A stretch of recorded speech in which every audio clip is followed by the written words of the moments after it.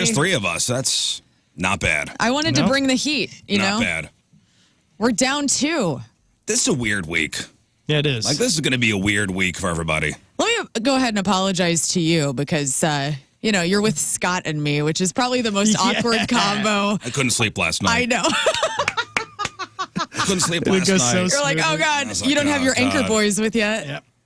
It's Yeah, okay. no Moon, no Rafe. I know. My boys. And now I got you too. But If we need AI Rafe, I got it right here. I also called in for reinforcements, so my husband will be coming by in the 7 o'clock that's hour. wonderful. So I figured, you know what? Tim. I don't want to leave you out here with the weirdos. Of Good to have King Mono Scott Tim and I. back on the show. It's been a while. I know. He loves this show. Well, I love having him on. I know. You know, your husband used to be a regular when it was Woody and I. I know. He was the guy we'd call in when somebody was out. He would help you with everything. He All was your our guy. Contests and all sorts And then of you stuff. stole him. I did. I married him. Thanks. And Woody. And then you stole him. It's actually why Woody left the area. Woody, he was Woody so left pissed. because you married Tim, and that Yeah. was it. Exactly. He went on to be, you know, a huge radio star on 50 different radio stations, and Tim went on to marry you, and here I am. Woody should be thanking me for his career. Right. Yes. Yeah. Yeah, right. Give you a little Right. percent. So anyway, that'll be fun for you later. No, this is, this is a weird week. I feel this office is a ghost town. Right. Yeah. As is Nobody's everywhere. here. I feel like this is the norm for a lot of people. The bare bones, the people that have decided to stay back at work are, and then everyone else just said, screw it, America, and then left. The for people the week. who really care showed up. Exactly. Well, it's, you know, July 4th is on a Friday, which is kind of a bummer.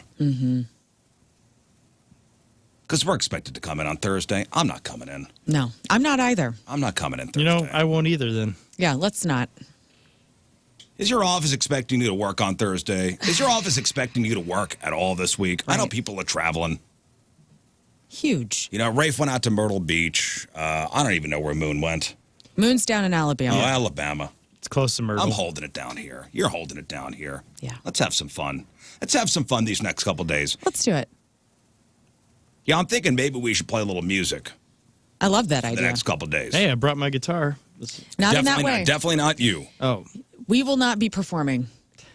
I know that's what people want, but we can't give it to them yet. No, you know what I miss? You know, it's on Friday when we were doing the Fandango Radiothon. Mm-hmm. I miss playing some tunes. I know. I miss being a music jock. That's how I started. I know. And there is something special about that. I still get to do it now that I'm back at Casey. Yeah, you're on Casey still. I get to have that itch scratched, but you don't. You have to talk all the time. And I mean, that's why I got into radio, because I was a huge fan of music. I know. I mean, I was the guy that would, or the kid at the time, would tape songs off the radio and yell at the DJs for talking up the intros. And then I became one. What a sad. I became part of the machine. I thought I could infiltrate and change it from the inside, but no, I became part of the whole thing. heck Well, you yeah. did that. But And I'm hoping that people yell at me for talking over intros, and I don't care because this is how this works. Heck yeah. So you guys both recorded as well, right? Off your cassette? Oh yeah, I didn't do that. Oh, I did that too. That I honestly, I don't know. I never had to do that. I made Nice. CDs of things, but that's it. don't I brag. wasn't a tape junkie. oh yeah. I had my boombox, my Sony boombox with the detachable speakers, dual cassette. Very which cool. was top of the line. We had like a knockoff dual cassette one, but it had paint all over it because my dad used it for his work. But Oh, that's this the one was- I'd record with. This was mine. It was mine, and it had an equalizer. Oh, Remember the old equalizers? Yes. The little You had a faders? nice one. It was nice. It was, That is Santa. cool. Santa got it for me. $200 probably. It was my prized possession. yeah. And I would make mixtapes, and I would tape stuff off the radio, and I would try to time it out, where I'd get the whole song in there, and know when the song would end. I knew that exact last note, and I'd stop the recording. I was good at it. Yeah.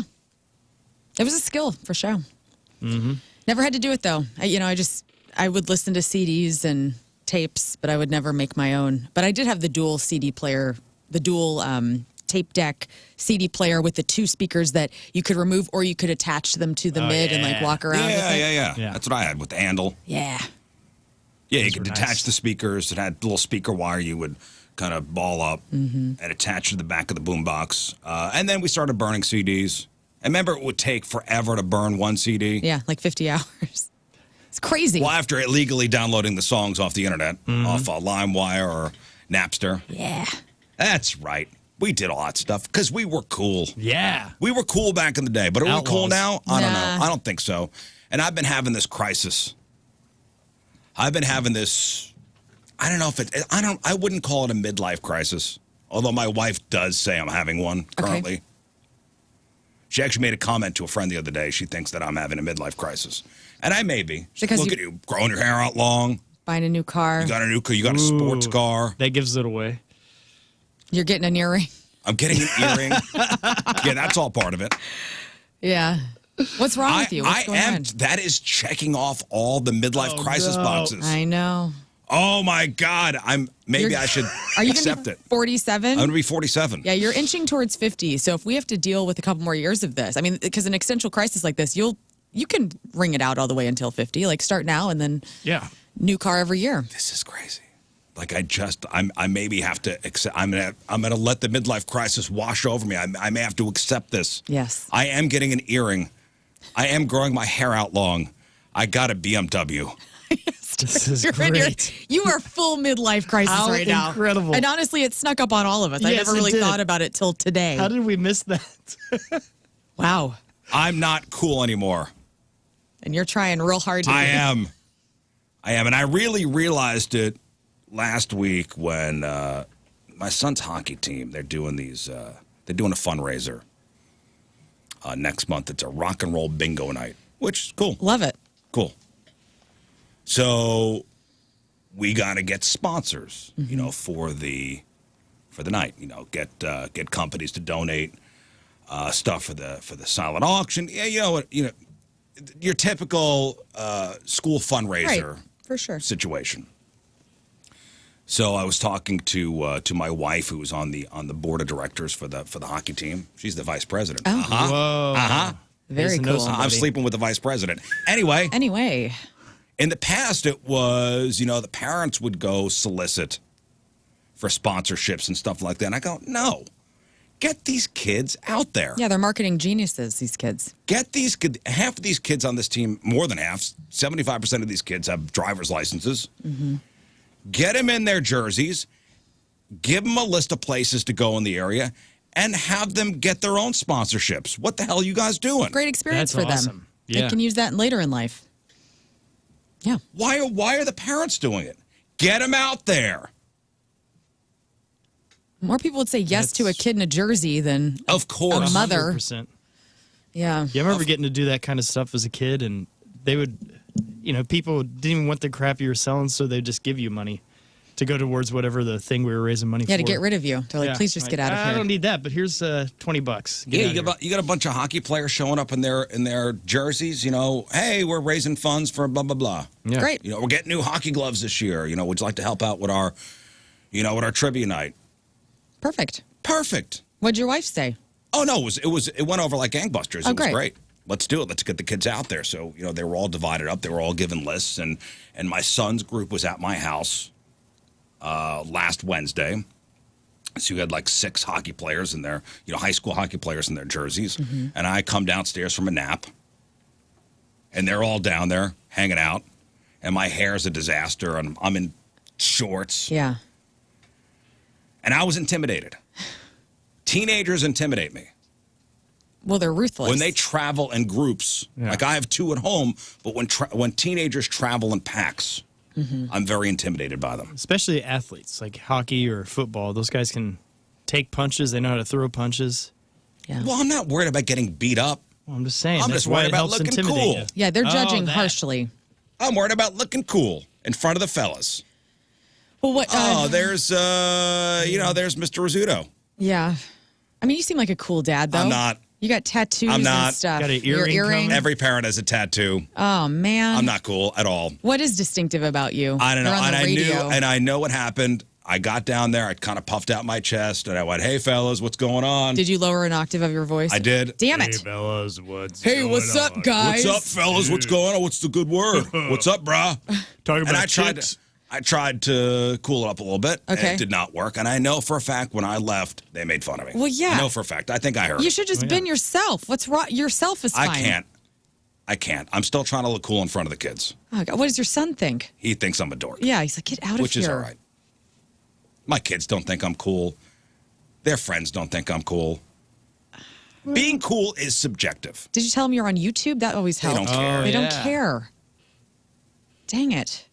They don't care. Did you tell them you got to meet They don't I don't care. know, Corey Ozzy Feldman? Smith. Well, Corey Feldman. bummer. Wow. Wow. Really? Now Who's you're that? He was from the 80s, Teenagers don't- 1980s. Teenagers don't intimidate you? Of course. Everything intimidates me. I mean, groups of children that are like, first of all, young people today are more health conscious. They know how to, just speaking from the female perspective, like these girls know how to do their makeup and their hair and they're like fit and they look adorable. And I'm like, oh my God, like I was wearing literally men's pants from Goodwill and dressing like Chino Marino in high school. And like my brows, I didn't do anything to myself. You know what I'm saying? And so I wish I could be as like with it as these kids today. Can you imagine like having abs in high school? That would have been sweet. It just Yeah, or having abs ever. ever, right? Yeah, it's over for us. Yeah, that's never going to happen. These kids are I'm like never going to have so set abs. up. Who wants those gross lumpy things on your chest? I'm anyway? never Right. going to have abs. I stomach. know it. I'm past it.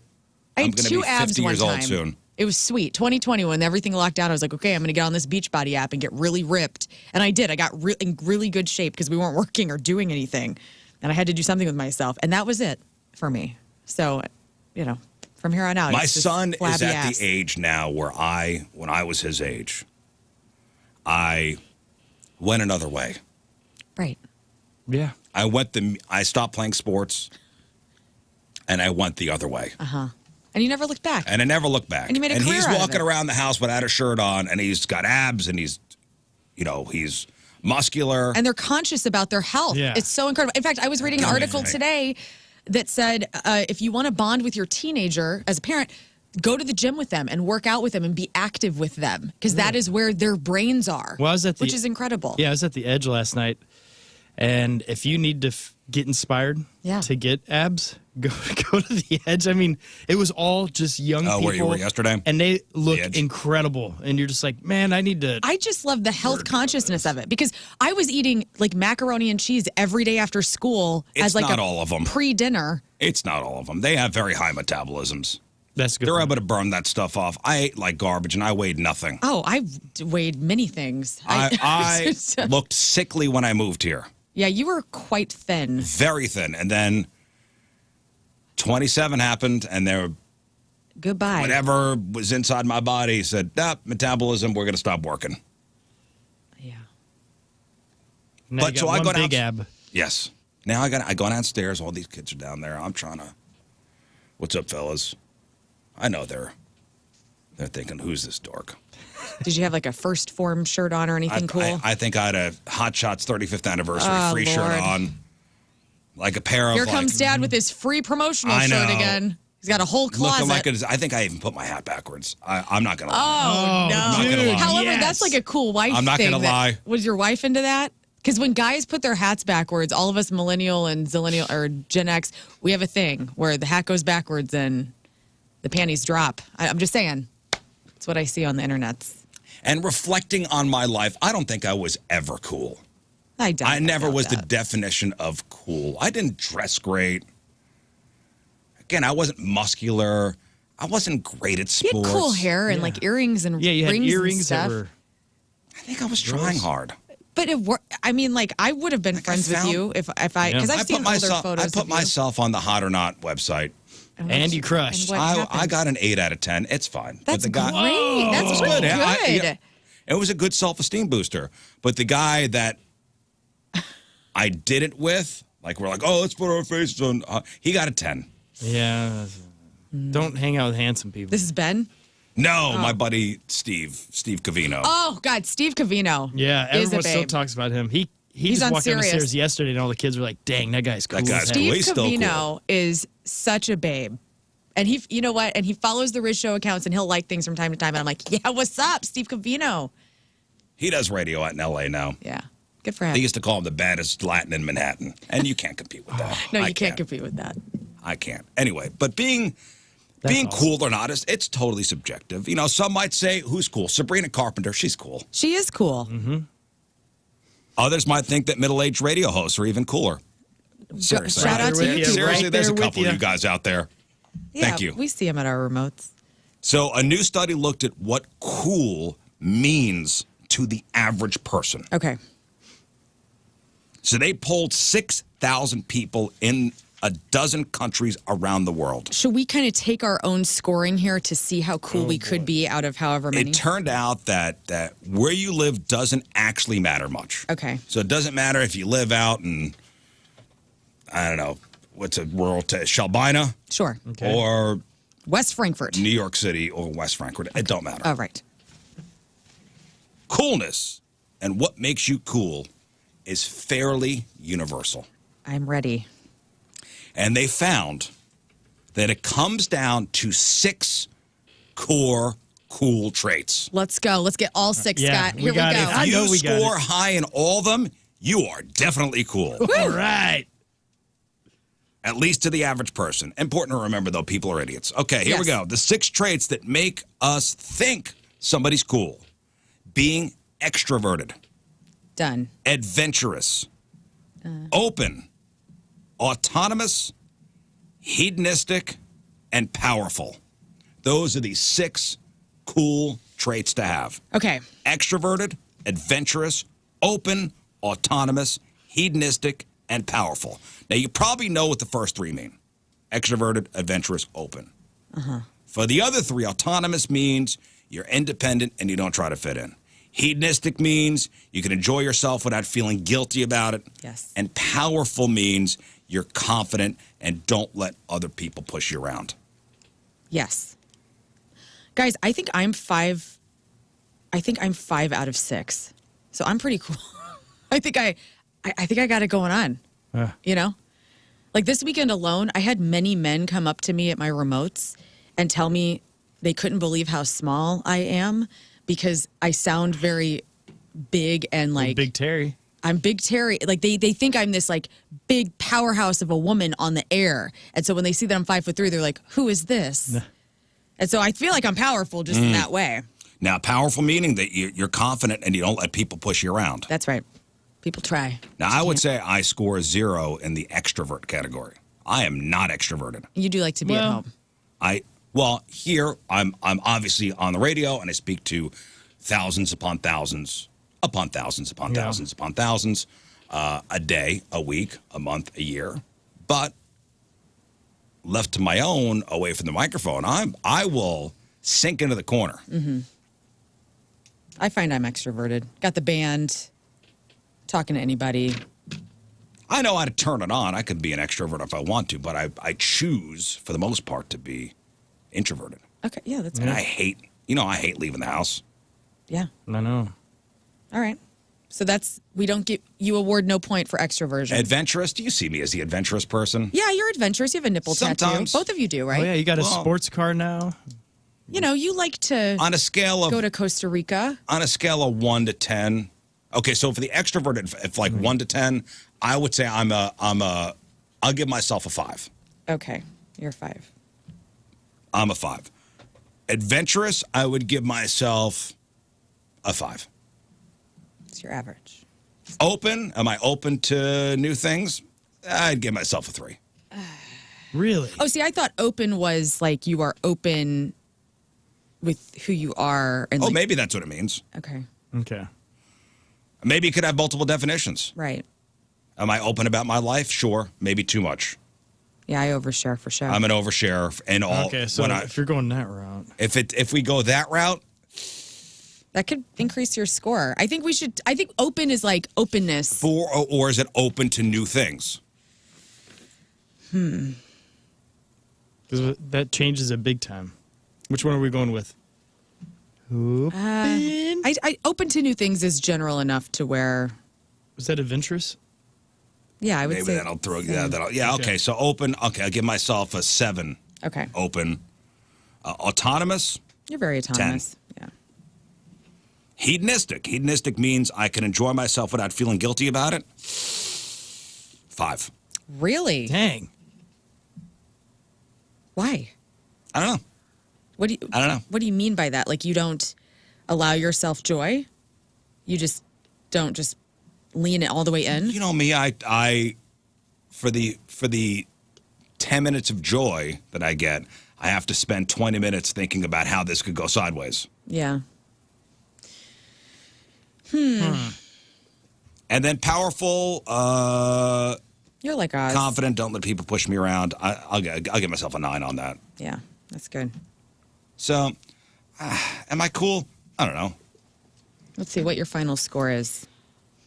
I got 20 on his. Just kidding. 20. So what is it? I don't know. I'm just kidding. Out of a possible 60 points. All right, let's see. 36. Looks like 41. Oh, okay. So out of a possible 60, 41. Okay, so it's better. Okay, that's okay.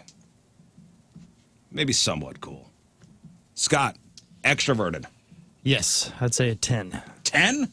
Right? Because I, at my core, I am that guy. But now that I'm married, it's a little different because we have to work together, and I'm not always You're giving yourself out. a 10. But before I got married, on I the was out extrovert every scale. night almost. Okay, 10. Okay, Ted. Yeah. Adventurous? Yes, Yeah. for sure. What's the score? I'm going to go 10. 10 Wow. Good for you. Because if I didn't have this job, I would never be home. I'd be on the road Open. somewhere. I would say that's probably a 7. 7. Okay. Autonomous? I would say let's go 9. This is a cool guy over here. Hey, Yeah. this guy is out there. Hedonistic. You allow yourself all the joy? Can you I'm enjoy gonna yourself go- without feeling guilty about it? Easily, but I also am intrigued with what the full meaning of hedonistic is. So I'm going to say I am 6. 6 and powerful. I will say I'm an 8. Cute. All right. Are you being 50. honest? Are you Yeah. being honest? Yeah. I used 50. to 50 out of 60. Very good. for sure. All right, here we go with me. Learn. Extroverted. 10. 10. Yeah. Heck yeah. Adventurous. I'm going to say 5. I'm Oh, scared come of a lot. on. I'm scared of Yeah, things. she won't go on a cruise. I won't go on a Sure, cruise. yeah. But there's some things I am adventurous Open. about. Oh, That's a 10. 10. Yeah. Yeah, Too you much. crushed Autonomous. I'm quite codependent. I'm going to say 5. 5. Hedonistic. A 10, though. 10. Powerful. I'm going to give myself a 9. that. I think you're a 10 on that. I'm the least cool person here, which is Oh, fine. man. Let's see. Wait, come down the stairs again? Oh, yeah, we see it. If none of those 6 traits fit you well, it doesn't mean you're not a cool person. You just might not fit the cookie cutter definition of what cool means in 2025. And they noted that coolness is a social contract. And everyone polled had to be familiar with the word cool for their vote to count, meaning that movies, TV, social media have taught us what cool means. So they were just kind of repeating the definition. Past studies have found that being friendly and being competent also means you could be cool. And authors of the study were also quick to note that being cool doesn't mean you're a good person. Right. Dang it. You know, many of the coolest people in history, maybe even most of them, were total jerks. I mean, for example, until recently, one of the coolest people around was Kanye West. Oh, right? Wow, things went south there. Things went south there pretty quickly. Yeah. Yeah, I'm just trying to fit in with the kids. I know. Yeah, you're doing a heck of a job, man. I'm just trying to coexist. You know what I mean? I'm trying to fit in with the kids, and it's not working. And I think I just need to finally accept it. No, the highlight to this year trying to fit in with kids is the last time I was in Shelbina. I was about ready to go into bed. It was midnight, and my niece texted to see if I could come play pickleball with her because a friend of hers dropped out.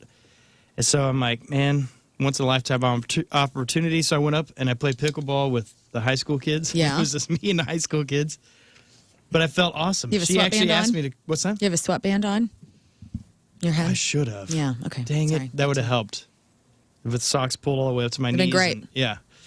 But no, it was great. Well, I felt we cool can't- as heck. We as, you know, the elder statesmen, we can't maybe recognize what cool in the kids are. No. So there's a new trend that's going on this summer. Okay? And it's millennial parents are pushing this trend. And some say it's just not a realistic thing. Have you seen the new trend called 90s Kid Summer? No. Sounds great, though. So 90s Kid Summer, the idea is to give your kids the kind of summer you had when you were a kid, when life was much simpler. It means things like running through sprinklers. It means drinking hose water. It means riding bikes all day. It means minimal supervision. Basically, just get outside and don't come back until it's dark. Mm-hmm. So kids are doing this? Well, parents are kind of pushing this. That's awesome. 90s kid summer. 90s nostalgia is big, so that's one reason it's trending. Plus, there's a general feeling that kids don't get to be kids anymore. But in 90s kid summer, is it actually doable in 2025? Yeah. Now, some people say it might be a great idea for some families, but not others, so don't force it. It's harder to do if you live in a city or a not-so-safe area or, or maybe both parents work. I don't know. That's easier. Well, yeah, I guess you can't make your kids get out, but... There's also a chance your kid isn't capable of having a 90s kid summer. Mm-hmm. Yeah, if you have like a nerd or something. If you force them outside, they might not know what to do because you trained them to be an indoor kid. Right. It's like a cat that you... It's a cat. You can't just... Your cats are indoor cats. Yeah, they go outside from time to time. From time to time. They're 90s cats. Like, I let them out and they climb trees and stuff. Okay, but... I don't know, if you have an indoor cat and you just let it outside and you go, this is your house now. Yeah, they can't really survive. You're outside, it's going to be a problem. But these kids have been inside so long, they don't know what to do when they're outside. Mm-hmm. They're not capable of having a 90s kid summer. One expert at Michigan State explained it like this. You can't just have this overscheduled, technology-saturated life for 9 months of the year and then switch into the absolute freedom. We have not prepared our kids for this. Wow. It's all our fault. Here's a fun little TikTok about it. Listen to this. All right, kids. 3 reasons to come inside. You're bleeding. You're injured. It starts storming. If you don't have those 3 reasons, then stay outside. And if you're thirsty, there's a hose around the corner. There's a hose around the corner. I love What? it. Mom, are you high? What do you mean we have to stay outside? I don't know. Some say if you force them to act like a 90s kid, they might just end up stressed out and more anxious than they already are, which you caused in the first place, by the way. Yeah. I mean, you could put a little bucket of water out there for them, so at least they don't have to. They got the hose. I know. We've talked about that but before. This is not, what kind of... This isn't this smart Evian? water. Yeah. Is this smart water? This is bacteria water. I used to hate going to one of my girlfriend's houses when we were in the 90s because her mom would not let us in the house unless the reasons, That's if the you were way hurt. it was. I know. It was you could only go inside And it was so hot. if it was an emergency. Yeah. I mean, that's how... my parents never forced us to do that, but we made ourselves do that, and we would... I mean, if it was... As soon as the sun popped up in the morning, you're gone, and... is basically at nighttime, you just come back somehow magically around 10 or something at night. I feel like we've made our houses too comfortable for the kids, and that's the problem. Oh, yeah. They got everything. Well, they got everything. so You got a many snack drawer. amazing You got things. every type of movie you can watch at your fingertips. All of your music is there. It's AC. But you know what? In the 90s, too, like I grew up on my grandma's house, or in my grandma's house. Every day after school, would go there and then stay with her on the weekends and stuff. And I mean, she would let us climb on her roof. We would climb every tree. We didn't get hurt, like we were responsible enough to know what we were doing. Because you had practice, yeah, and you had cousins that would be out there with you. And I get sad whenever people don't let their kids kind of be adventurous in that way. I mean, I understand you don't want your kids on a roof for safety reasons, but also like my parents didn't want me up there either, but they Well, it was didn't know. also culpable deniability. They had no idea. Sure. And maybe they did, but they just like, if I'm not out there, Right. if I'm not hovering, I don't know what's going on. If they fall off the roof, that's on, I'll it's have to on take them. to the I'll just go doctor. make a new one. When did the hovering begin? Can we pinpoint the helicopter parenting style as being the norm? Like who started it? Was it It had to because of 24 hours news and you got to see all the different crime and horrendous things that were happening everywhere in our country that people are like, and whenever I studied this in school, they called it mean world syndrome, where you'd watch media and you would think that the world is more awful than it actually is. Yeah. But now we get to kind of see how awful things are because we have 24-hour news. Is that the pinpoint of which parents started hovering and being like, I don't want my kids to get kidnapped or trafficked or any of this stuff. So they started hovering because they're terrified, which I understand. Well, I think, we got a little too dependent on the 24-hour news thing, and we quit using reason. Because if you step out your door, you look down your street, it's like happy people everywhere. There's no crime happening for the most part. Most streets in America, zero crime going on. Rarely is there something bad that happens in your neighborhood, and you realize, it's extremely safe, and we're okay. Well, but we bought into the whole, selling. Maybe that everyone's trying to sell ads. So maybe that is it. But I think homes are too comfortable. You think that goes? Well, probably all of it. Yeah. Yeah, because I guess kids want for nothing now. They ask for it, they get it. They have luxury. Every movie they want at the touch of their fingers. Yeah. They have video games that are cool as hell. Mm-hmm. Yeah, Nintendo was cool. We could also put it down though. Yeah. Go outside. Right. I wonder everything's so immersive now. It's true. Also, do you notice that a lot of video games now don't let you save? Like you have to keep, like if you're on the, let's say GTA online, you can't just save where you're at. I don't know. So you can't, if you're in the middle of a mission, you have to keep doing it. The internet too probably plays into this too. Sure. Right? Yeah. And even if they do go outside, they're just on their phones, just in a different location. I know. Yeah. But so we're trying to make these kids have this 90s kid summer thing, and it's not working. You're stressing out kids apparently. Now forget the I haven't heard about this, but forget the typical hot girl summer this year. A surprising number of Gen Z women are ditching the beach houses, ditching the bar crawls. Instead, they're swapping cocktails and dating apps for something completely different. Spending the summer in convents and monasteries. I saw often this. Taking a literal vow of silence. I saw that. Guys, I'm here to say that, I'm way old, but I will not be taking a vow of silence this summer. I can't stop running my mouth. As all the women I know, I don't think we could do it. Do we applaud this, or is this... I don't know about this. I think it's a great thing. So rather than chasing parties or, I don't know, endless swiping on Tinder and all the casual sex you could have, young women are opting for peaceful, spiritually focused getaways with nuns. What? I'm down for like a meditation retreat. Tim and I have done that before, and it was excellent, where you do like a silent day. I'm all for it. And I'm all for everybody becoming nuns and following their spirituality in that way. I don't know. I don't know if I can. Here's the idea. Escape burnout, reconnect with yourself, find a little inner peace away from the noise of everyday life. Can you just show up at a convent and go, I'm here to hang out for the summer? Probably. They're lovely people. Hey, I wonder I don't know.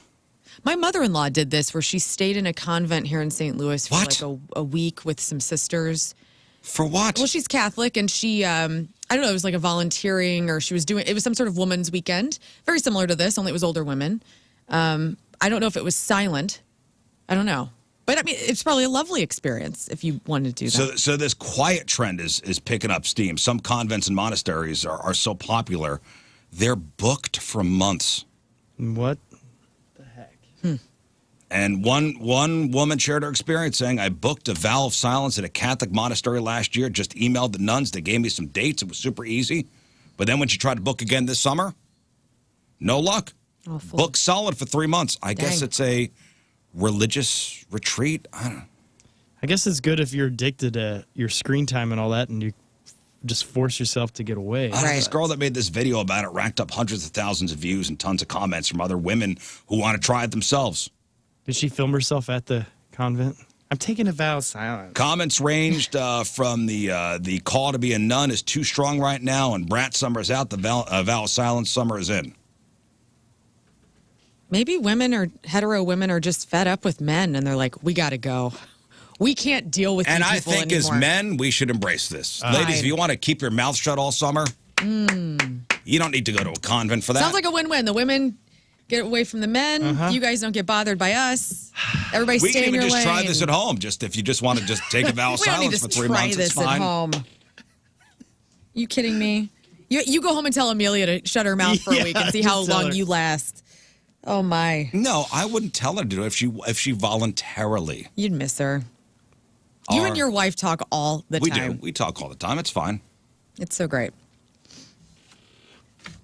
Maybe some guys have a problem with their Mouthy women. I don't know. One's coming in the 7 o'clock hour. It'll be fine. You're a See what mouthy he woman? says.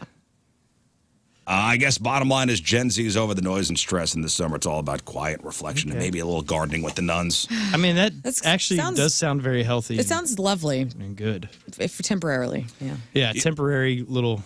I could do it for maybe 24 hours. You know, on the Schreier text line, 314 says, what's hilarious to me as a 90s kid, I remember being outside all the time. I just don't remember eating. Just riding around, riding bikes. No memories of eating anything during the summer. Not me. I was eating. Grandma had 3 o'clock, 3:30, it was dinner time. Yep. We knew when to come back, and if I was at, like my grandma, she had a little bell she would ring, and it didn't matter where you're at, you could hear that bell, so you just run home and eat your lunch, and then she kicks I you don't out know, because everyone's taking I just a nap. ran inside. My mom had a snack drawer. Open up the snack drawer, grab whatever, and then just run back outside. It wasn't a lot of time sitting down for meals. You had to get in as many activities as you could outside. But summer heat waves are, peak season for ice cream trucks. It's sad on my block. We used to have the ice cream truck when the kids were younger. We had a block full of young kids. Oh, yeah, you had. And everybody's kind of grown up. Yeah. A lot of the kids are in high school now. Now there's a new influx of little kids, but I don't think the ice cream truck picked up on it. So we don't have that anymore. Bummer. I have new neighbors that have little girls, and they're so cute. And I haven't introduced myself yet, but yesterday they had a little stand down the street, and I went to go get my mail, and I was like, oh, can't wait to know, this whole little family. They look so cute. So we have kids on the street. We had a lemonade stand pop up at the stop sign the other day. Did you put a on stop Sunday? to it? Well, we stopped, and I was like, flip them a couple bucks. And my wife, grabbed a couple lemonades. I'm like, why? You don't need the lemonades. She goes, well, you don't want to patronize them. You got to take the lemonade. I was like, just give them the cash. You just go pour it out in your driveway, and you're good. Anyway, so summer heat waves, if you drive an ice cream truck, you're doing well. The Kona Ice people, killing it. Oh, yeah. I got handed a snow cone at the Captain Jim's fireworks. This little boy walked up to me, and his dad was like, he wanted to buy you a snow cone. I haven't had a snow cone in so long. It was amazing. I think we even looked into buying a Kona Ice truck, because what a racket that is. I mean, it's ice and sugar water. Right. Yeah. With food coloring. That's basically it. It's great. And you park one of those, somewhere during the summer, and there's always a line. Heck yeah. It's just ice. I know. But you got to get the truck. You got to pay for the truck and maybe get your territory. I know. It's a thing. So if you are a Kona Ice person, if you're an ice cream truck person, you've had a pretty good couple weeks, except for this guy. Oh, man. An ice cream truck driver, this is in College Station, Texas, was in the middle of a busy day last Tuesday when a random guy attacked him. So the attacker was a 42-year-old guy named Michael Valdez. He told cops he saw the driver, quote, acting suspiciously around some of the kids. Specifically, he saw him asking for their phones and punching numbers in. Oh. So Michael assumed the driver was some sort of perv. Right. So Michael punched the ice cream truck driver a couple times and then threatened to shoot him and then took his phone. But it turned out the driver was not a perv. It's just 2025. He's using Apple? And he accepts Apple Pay. Oh, man. Oh, no. Hey, good on that guy for, you see something, you say something. Well, you do something. put the gun down, but good for you. He beat the hell out of the guy. Oh, well, yeah. Maybe ask a question before you start. Do you tip after that? So the kids Yes. were using phones to pay for stuff. He also accepts the Cash App. Police determined that he was not doing anything illegal or inappropriate. Michael, the concerned citizen, is facing multiple charges. Robbery, unlawful possession of a firearm. Michael forgot to say my bad, which gets rid of all those things. My bad. My bad. And then they're not upset anymore. So these are 2025 problems. Oh, that's hilarious. Yeah, I guess we also have to stay up to date on current technology. I know. Hey, also, this is of concern. Can you pack Gold Bond in your carry-on? Gold Bond medicated powder. Right. For when you're chafing. For when you got the swamp ass, the mud butt, the swamp crotch, because if you're traveling and it's hot. So a woman's Reddit post is going viral after she said her groin got her flagged at the airport.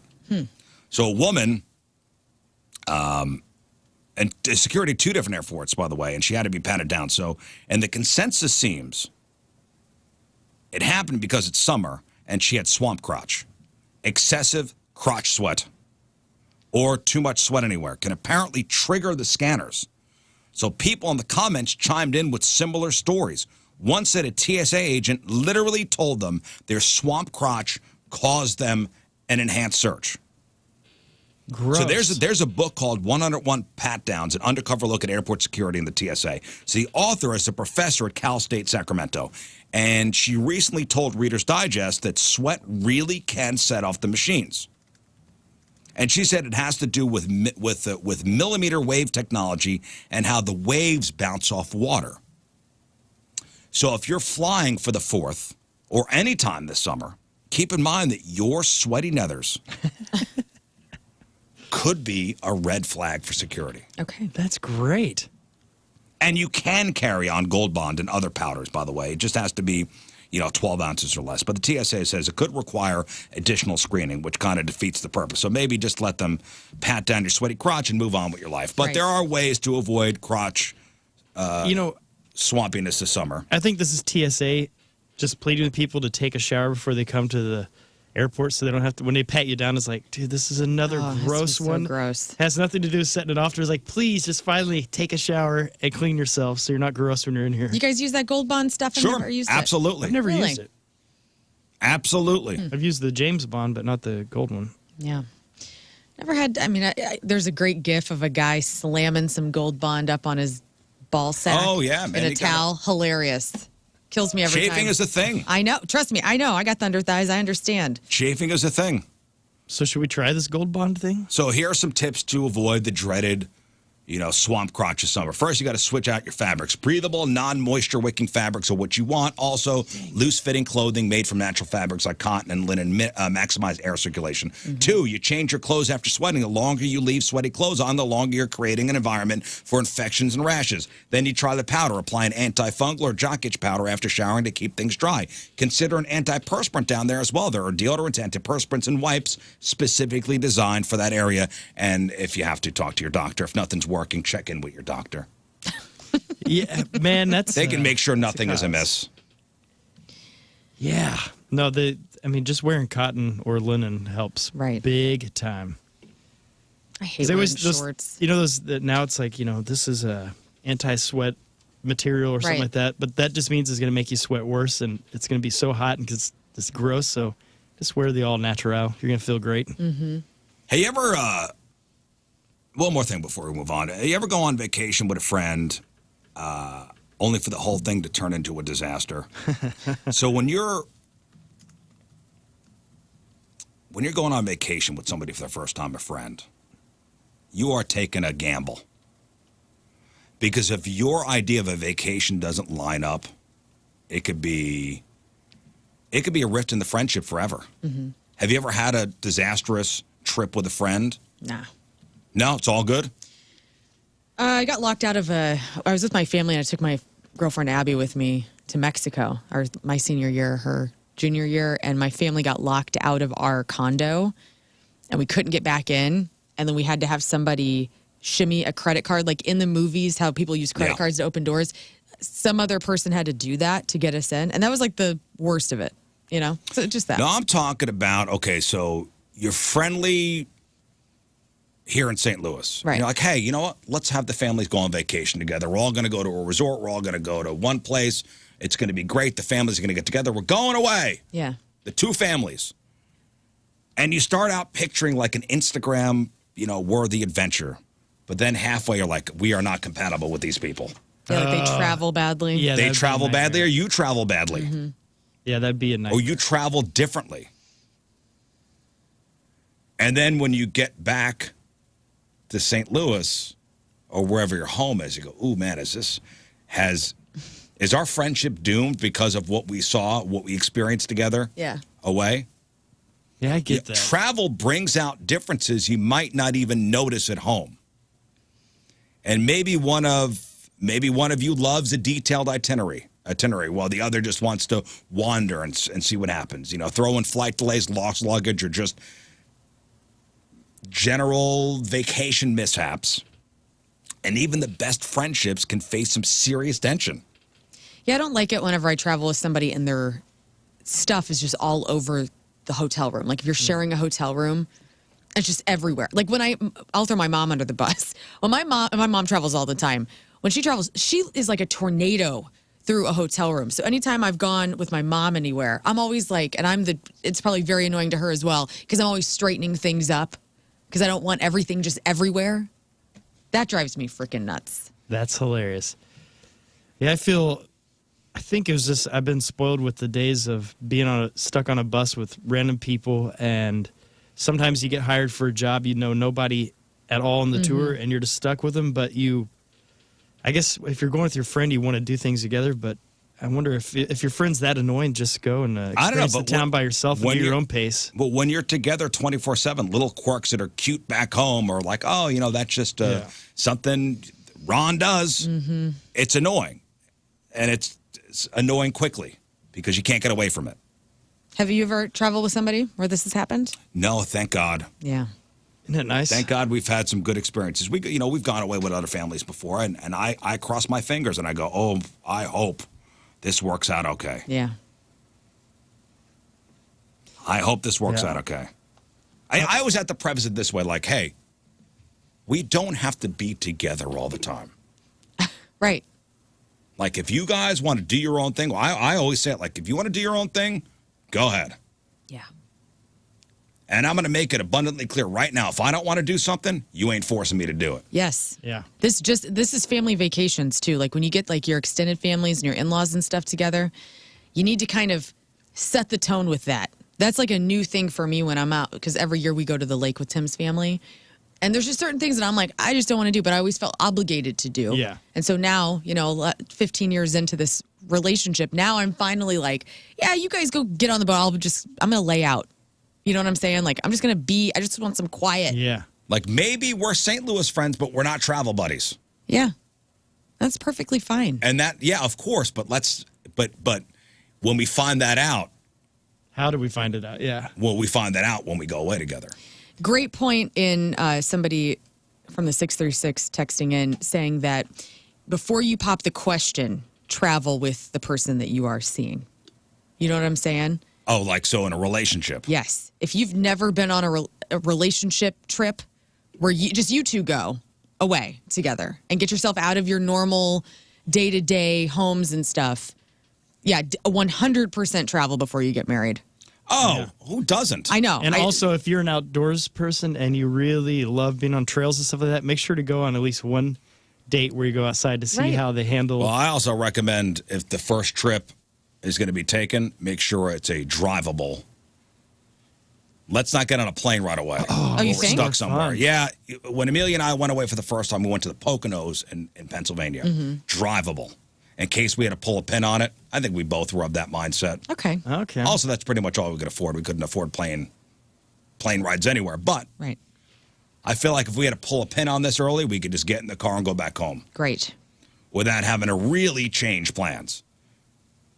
I mean, let's say we go away for the first time. We go to Jamaica. And we go to an all-inclusive for 7 days in Jamaica. Day one, you go, this sucks. Right. Well, I didn't travel with this person, but I've said this before on air where there was a gal that we were in, I fell in love with her pretty quickly, but she was out in Seattle and her mom worked for the airline, so they were able to get me free flights. So she's like, come out to Seattle for a week. Let's hang out. I'm like, sweet. And she had a gorgeous home with like a tennis court, like the whole thing overlooking the bay there. So I'm like, yes, let's go. And I went, and then when I got there, she was acting really weird. And then I found out like just a couple of days before her and her ex-boyfriend got back together. Bummer. So it was one of those where the whole time you're just kind of like, well, I'll go look around town by myself. I'll sleep on this tennis court. Yes. It was awesome. Poor thing. That sucks, guys. Sorry. Yeah, I got a free trip to Seattle. That's kind of cool. Yeah. And I learned the bus routes. But sometimes it could be a friendship ruiner going away together. So let's be aware of that. Also, set the ground rules before. We don't have to be together all the time. Right. Exactly. We don't have to spend 24/7 together. Okay? Yeah. If I want to stay and just scroll on my phone on the beach while you guys go to museums, let me do that. If I'm hungover and I want to binge this entire series on Airbnb, let me. See, that was a great lesson that I learned at an early age, because my buddy and I, we were always in the same hotel room together on the road, and 2 different ways of enjoying travel.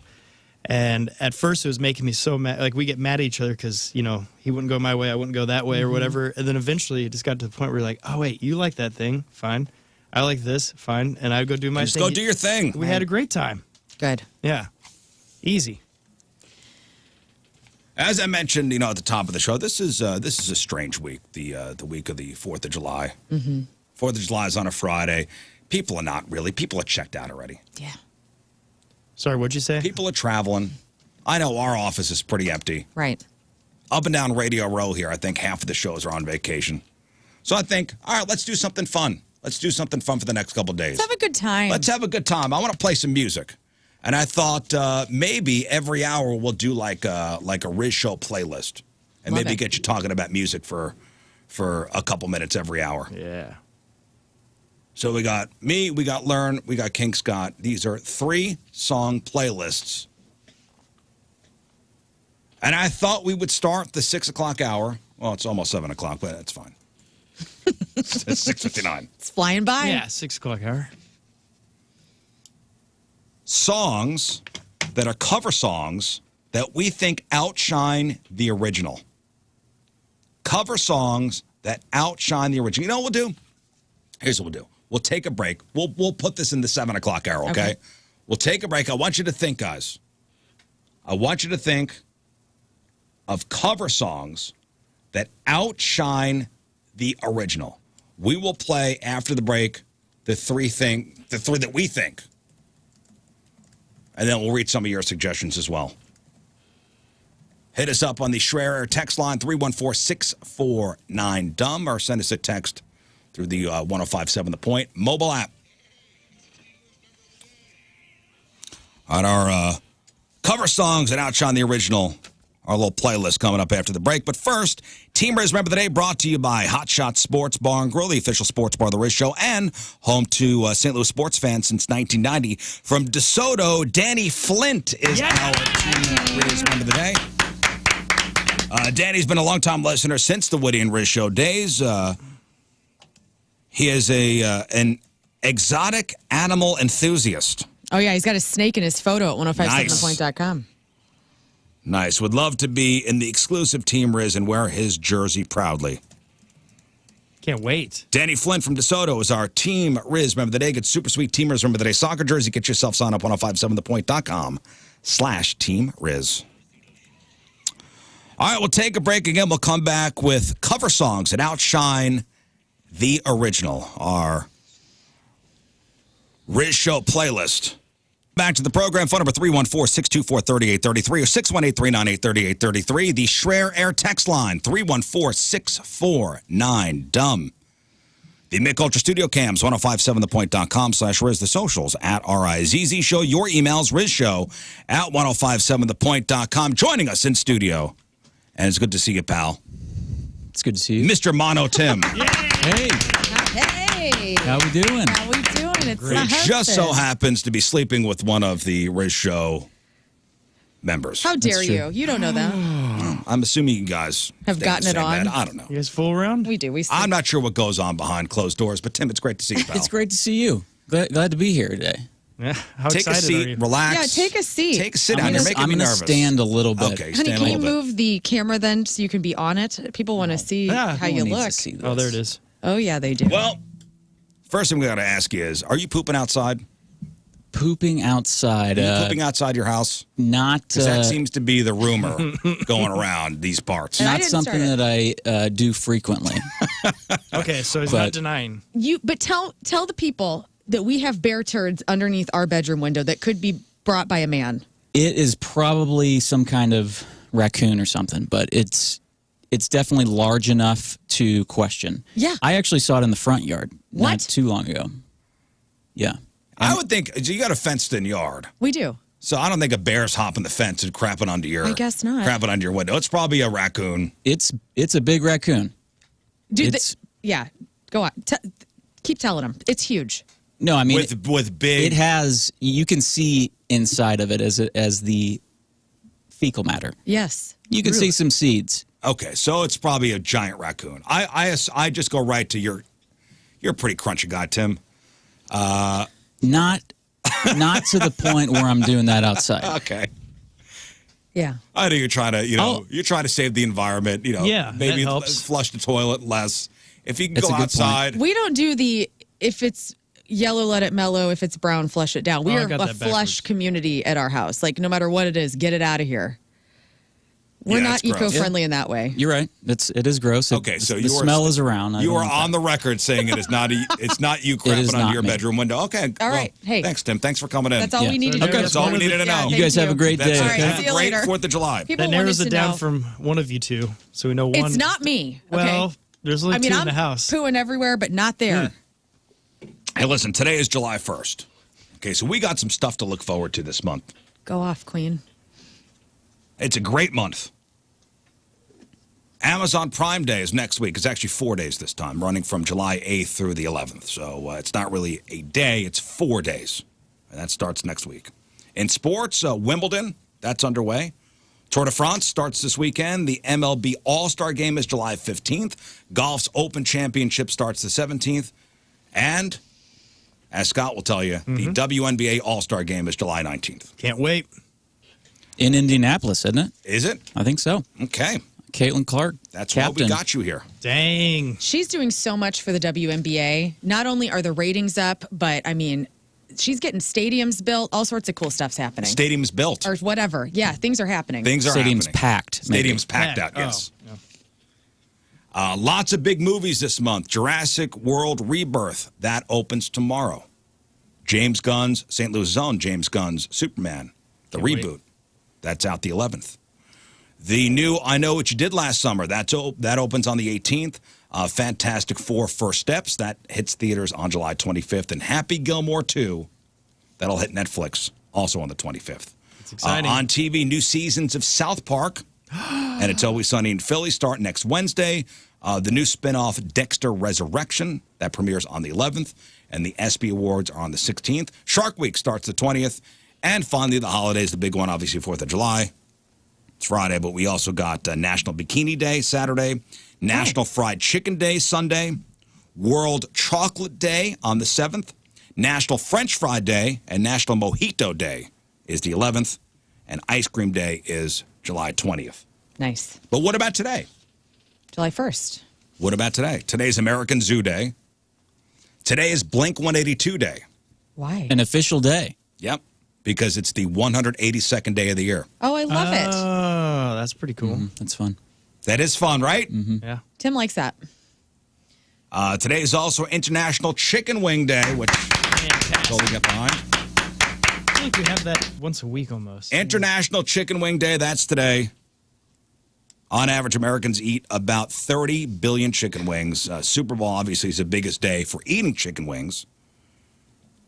And over 1.25 billion wings are eaten on Super Bowl Sunday alone every year. I'm glad it's even and not an odd number. That'd be sad. Why would they make July 1st the wing day? I don't know. There's got to be something. It doesn't make any sense. No sense. Maybe the chickens are most ripe now. I don't know. Could be. Are we a dry? I think we're a dry rub show, right? Not here. I'm a saucy person. You like? Okay, so your wings are. You like your wings saucy? Oh, yeah. Sauce me up. We had barbecue wings on Saturday. It was delicious. Saucy wings. Sounds Oh, really yeah. good. I like a dry rub. I could do both. I like them both the same. I'm happy. Bone in or boneless? Boneless. I fall into that moon camp of I don't want to get my hands completely messy and then be licking them and then be touching stuff. Well, that's why they made wet wipes. And your mouth. Oh, I was people on licking our their deck fingers? Oh. licking barbecue sauce with my fingers. I was at my house. If you're at your house, it's fine. If you're out in public and you put your fingers in your mouth, ugh. See? Boneless is the way to go. Yeah, but you have napkins and you have wet wipes. You don't have to put your fingers in your mouth, you gavone. I'm a bone-in girl. Oh, yeah? Yeah, I'm a bone-in person. Hello. Boneless wings. Well, they're adult chicken wings. We've established that. Yeah. They're adult chicken nuggets. I would agree. I'm okay with that. And that's fine. It's Dunk cute. away, Meryl. It's cute. But it's, you know. How do you cook them at home? You do the oven, you do the air fryer, you do a crock pot. What do you do? We'd go on the grill. We make my you wings grill on 'em? the grill, yeah. Whoa. Or smoke them, I guess, because we got the Traeger. If I do the dry rub, it's in the air fryer. I got it down to a science. Yeah, air fried chicken wings are great. Men love an air fryer. We do. guys I are love all- air great. fryer. I know. I love it. Tim he cooked last night, and it's always with the air fryer, and that's nice. It's nice. It's quick. It's easy. Yep. The one we have, you can do 3 different things. You can do the rice. You can do a salmon, all in one. It's impressive. Well, go have some very chicken nice. wings tonight, guys. All right. 'Cause it is. Thank you. It is International Chicken Wing Day. All right, let's play some music. I thought we'd have some fun these next couple of days. Once an hour, we'll do like a themed playlist. Because why not? And this should be the playlist to your 4th of July. So Well, hey, Yeah. take it. some of these suggestions and put it on your 4th of July road trip playlist. So this hour, it's cover songs that outshine the original. Cover songs that are better than the original. We'll play 3 tunes for you. RizzShow picking here. You guys on the texter, I mean, you guys have thrown over some really good suggestions. Oh, yeah.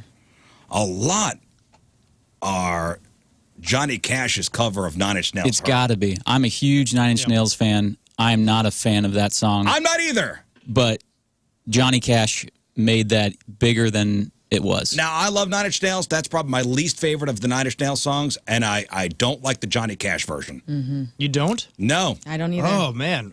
No.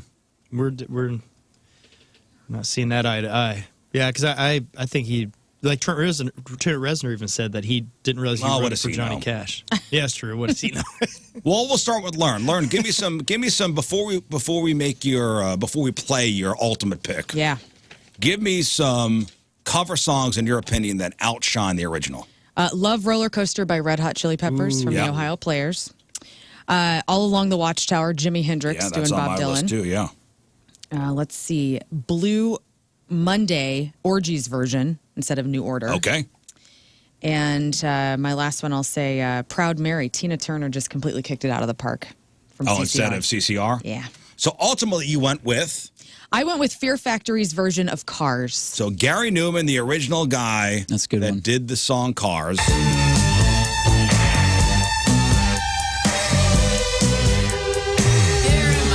So this is the original version. But Fear Factory did a version. I think it was on the re-release of their obsolete record. It was like a bonus track. And I think Gary Newman is actually in the Fear Factory version. Oh, no way. That's awesome. All right, so that was Lern's pick. Some that's come over on the texter. Oh, great one. So 618 says Limp Bizkit's version of Faith. Yeah, Sure, that's that's a great. no-brainer. Awesome. I'm Your Boogeyman, White Zombie's version of that. Is that the Commodores? I think so. What else? Last Kiss by Pearl Jam, Holy Diver from Killswitch Engage. All right. I saw a really good one on there. Which one? Walk Like an Egyptian from the 2SG. Thanks for That a was real huge. Thanks for a real answer, Scott. It was on a texter. I can't stop them. I Love Rock and Roll by Joan Jett and the Blackhearts, originally done by Arrow. That's better than the original. Blinded by the Light, Oh, yeah. Manfred Mann Band. Yeah. Way better than Springsteen's version. I think Springsteen doesn't like the Manfred Whoa. Mann Band. Well, you never Version hear of the Springsteen version. I mean, Casey still plays the Manfred Mann Earth Band only. We've never played Bruce Springsteen. I don't even know if I've heard the Springsteen version. Much It's slower. not great. No, it's really not. The Man Who Sold the World, Oh, yeah. Nirvana's version, I think is better than the David Bowie Bowie. version. yeah, I Yeah. think so. Knocking on Heaven's Door, the Guns N' Roses version, way better than the Bob Dylan version. I think The Boys of Summer by the Ataris, better than the Don Henley version. Dang, really? I'll fight you. Okay. Joe Cocker's With a Little Help from My Friends, Yeah. Yeah, Better than that's the a great Beatles. one. way better than Ringo Starr's version from the Beatles. Sinead O'Connor's Nothing Compares to You, Oh, she killed it. her version opposed to Prince's version, which actually was released when he died. I think her version's better. Somebody even said Chris Cornell's version Yeah. Yeah. is good. I like Stone Cold Crazy from Metallica. That's a great version too. That's a great Garage version. Days from the Garage Days CD. But my pick, speaking of Metallica, speaking of the Garage Days album, So they do a version of Thin Lizzy's Whiskey in the Jar. And this is the Thin Lizzy version right here.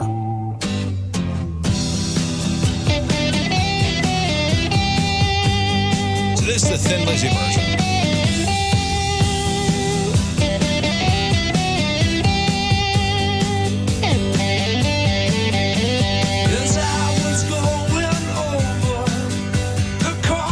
So this is Thin Lizzy.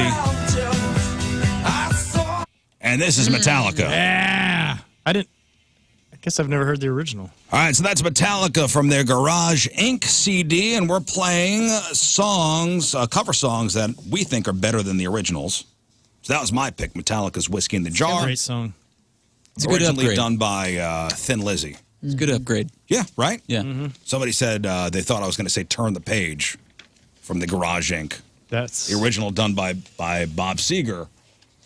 Which, man, They're I like the Bob equals. Seger. I like the original better. I do like the Metallica version. Right. but- man. It's tough. Those are both really, really well done. All right, Scott, give me some cover songs that you think are better than the original. Well, I thought Gary Jules' Mad World version was really good, and I think it made it better than the original one. It got you interested. Meg Myers, Running Up the Hill. Love that one. POD's Bullets to Blue Skies was great. But, that is good. Oh, Bullet the Blue Sky. Yeah, Bullet. Sorry, not Bullet the Blue Bullets. Sky, the original from U2. Yeah, I don't know if I've heard the POD version. I don't think I have. it's off of, I think, Southtown maybe, or the second album. But ultimately, what song are you going to put on this playlist? Well, hopefully it's not too much of a controversy, but Smooth Criminal, I think. Yeah. Okay. So you got the original Michael Jackson version.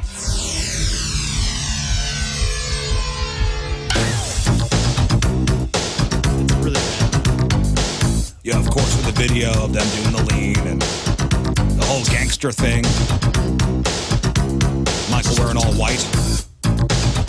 Or wasn't he in the white? Yeah, the white suit. White gangster outfit.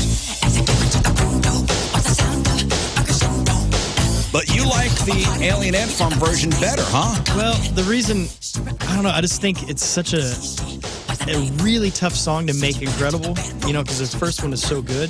And the fact they nailed it, I just feel like it's, I don't know, it takes the cake. And for these two. I think Michael Jackson gave his okay. I Really? would His too after blessing. you hear that. Dang. Really? Well, I mean, you don't hear of any other covers of this. Like, Alien Ant Farm is the Only biggest one. and only one. How They the- played this I mean, at Point Fest, right? Yeah. Yeah, I mean, and They did closed it out. perfect. all right, here's Alien Ant Farm's version of Smooth Criminal. It's all subjective. Cover songs that we think are better than the originals. That was our little playlist. Whiskey in the Jar by Metallica. Fear Factory's Cars. Alien Ant Farm's Smooth Criminal. A bunch of different ones coming over on the texter. Love Song by 311, originally done by The Cure. Shine Down Simple Man, originally done by Skynyrd. This Disturbs Sound of Silence, you know, the Simon and Garfunkel song. Live and Let Die from Guns N' Roses. Yeah. The original was the Paul McCartney. I think the McCartney version's better. No, get Yeah. out of here, Tim. Sweet Dreams from the Eurythmics, Marilyn Manson's version. Sure. Very good. Yep. Boy, somebody said Easy by Faith No More. I've never heard it. That's the Commodores' Easy. It's a great song. You haven't heard this? No. Let's up a little bit. This is Faith No More. You all know this song. Right. Lionel Richie and is it the Commodores or Lionel Richie solo? No, it sounds funny, but I just can't stand the pain. That sounds Right. good. Girl, I'm leaving you tomorrow. You think they play this live? I think they do. Seems to me, girl, you know I've done all I can. Let's get to the and then we're done with this. You see a big store on the borrow.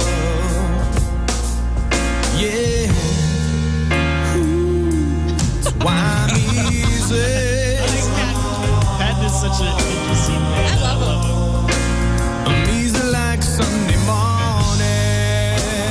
Yeah. Oh, he kills this. I've Oh, never it's so heard it. good. That's amazing. So good. Adding that to the playlist. Yeah, for Yeah, sure. that is Listen to actually that really good. this weekend. Which, by the way, I'm creating a Spotify playlist after the show today. I'll share it for all the songs we're going to play for you today. Oh, you've heard Faith No More's War Pigs, right? Yeah. They cover that. That's a good one, too. Yeah.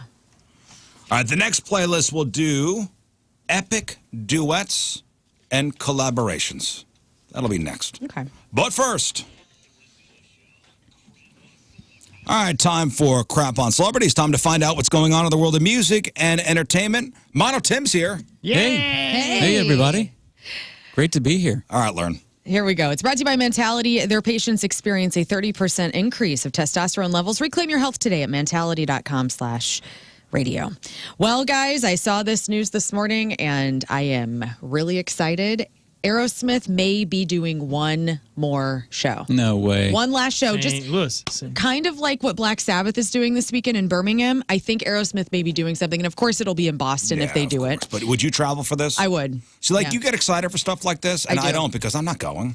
Well, I'm going to Boston And I in don't September. like to see other people have joy. Well, we know, but listen, it probably won't happen this year. It'll probably be something they plan for next year. And Joe Perry was interviewed recently, and he says that he and Steven Tyler, they talk a couple times a week, and they're talking about it, just talking, and nothing's on the calendar. Everybody's, alive and well, but they only think they got one more show in them. Steven Tyler's health hasn't been the best, and that's why they stopped touring. Their last show was September 9th, 2023, where Steven Tyler fell. He fractured his larynx, and that obviously created He fell the on his rescheduling. larynx? Yeah, his larynx. Golly. Now, the Joe Perry project is out. No joke. There's got to be video of that, right? Wait, so he fractured his throat? Yeah, he fractured his larynx. Right, that's your fell. larynx is in your throat, right? Right. He fell down. He fell down, and his larynx exploded. What? I don't know. How does that happen? We got to keep saying that word. He's old, man. That's how it happens. Everything starts falling apart. And you probably, It was during a show? yes, Wow. September 9th. I broke my larynx. My larynx. That's bad luck. Joe you- Perry and Brad Whitford are out together with the Joe Perry project. Yes, Have you seen them? You've seen Aerosmith? I have. right? Yeah, multiple times. But we're going to the next best thing, the Family Arena in August Draw the line. to go see the Aerosmith cover band Draw the Line. Right. Tim will be there. That's going to be fun. Scott, you're going, right? Scott has no time for this. He's gone. He left. Oh, Scott left. No, it's gonna be great. It is the only endorsed Aerosmith tribute band. That's the same night as Lincoln Park. I know. I think I made the right choice. We're gonna have a really good time. Get your tickets at Family Arena's website. Congratulations to Alice Cooper. He is being inducted into the Radio Hall of Fame on October 30th in Chicago. He's being recognized for all of his syndicated shows, which you can hear nightly on KSHE, The Nights with Alice Cooper and Alice's Attic. Let me give you some of these names. Do you know these radio people? Okay, God. Bob and Sherry, Yes. Colin Cowherd, Yes, sports guy. Dee Dee McGuire, No. Mike McVeigh. Is that Mojo? Mojo in the Morning is a different person. Okay. Martha Quinn from MTV. Martha Quinn, yeah. Julie Talbot, Scott Simon, and Shelley Stewart are all No, going in. because a lot of these people are regional. I know. Like they're in their region legends. I've been this is not hyperbole. I've been writing in John Hewlett's name for 10 years to get into the Radio Hall of Fame. Next year will be his 50th anniversary on the air. I don't know who, and obviously we are in the region of John Hewlett, but these people got to get out, he needs to get in. So next I agree. year. Yeah. So anyway, but congratulations to Alice Cooper. Deftones teased some new music before their show in London on Sunday night, posting a graphic on video screens using Roman numerals to spell out July 10th, 2025. So people are saying this could be a new song that we get on July 10th, or it could point to a new album that's coming October 7th, although that's kind of unlikely because that date's a Monday, so we don't know. So there could be some new Deftones music July 10th, so be on the lookout online for that. The last album they put out was Ohms in 2020. 3 Days Grace, I Hate Everything About You, has joined the Spotify's Billions Club for 1 billion streams on the platform. Isn't that kind of surprising? Wow. Right? Is it surprising? I think it is. I hate everything about you. A billion? A billion. 3 Days Grace? That is. I don't know. I found this surprising. Do you want to know how much a billion is? Yes, please. Okay. Go ahead. Here's to put a billion in perspective for you. Okie dokie. So 1 million seconds is how long? 60 seconds. Oh, a million. 1 million seconds is how long? I don't know. That's 12 days. 12 Okay. day. Okay, 1 million seconds is 12 days. 1 billion seconds is 31 years. Wow. Okay, that's perspective. So Yes. 1 million seconds is 12 days. 1 billion seconds is 31 years. That's crazy. That's awesome. 3 Days Grace has 1 billion streams with I Hate Everything About You. What? Yeah, keep it here for everything perspective. Zach Top, who we have talked about on the show. Love Zach Top. You love Zach Top. Could be Alan Jackson's son because they look very similar. Yeah. Got a great Sounds mustache. Well, his girlfriend Amelia posted a video backstage at one of his concerts with the caption, "Point of view, me scanning the crowd for all these wild texts that chicks are holding up." Now, I didn't really understand what that meant. Like, I thought she meant signs. Yeah. But I guess young people at shows now, because I'm an old person, are putting, instead of holding a sign up, they'll hold their phone sideways and text something really large and show the artist. What? And so things like these hotties in the crowd are saying to Zach Top and his mustache, like, "Zach Top, I'll give you a top." What? Or mustache rides for dad. What? Like, there's all sorts of stuff that they're saying. These young people are saying to Zach Top, and his girlfriend Amelia is over it. Oh, she says it's you all part of need. the- Oh, stop it. She says you all need some self-respect for real. And you know Dang, what? This I is feel why. terrible for him. You know what? She got to chill. It's all part of the game. He's a star. He's a star. I don't really know much about Zach Top. Also, I'm kind of surprised that he's getting some of these things said to him. I mean, Really? yeah. No, I know the. He's got to looks- chill out. It's all part of it. Yeah. It's the rock lifestyle. You signed the contract. Just This date is an part of ugly it. guy. Right. Just go date an ugly guy that's not successful, and you don't have to worry about it. When I started dating my wife, I said, "Listen, Oh. I'm in radio. Okay, and chicks are going to be coming on to me all the time. What? Out in the parking lot right now. Like, I'm going to be So many I'm gonna babes. be- everywhere I go, women are going to throw their underwear at me. It's part of the deal.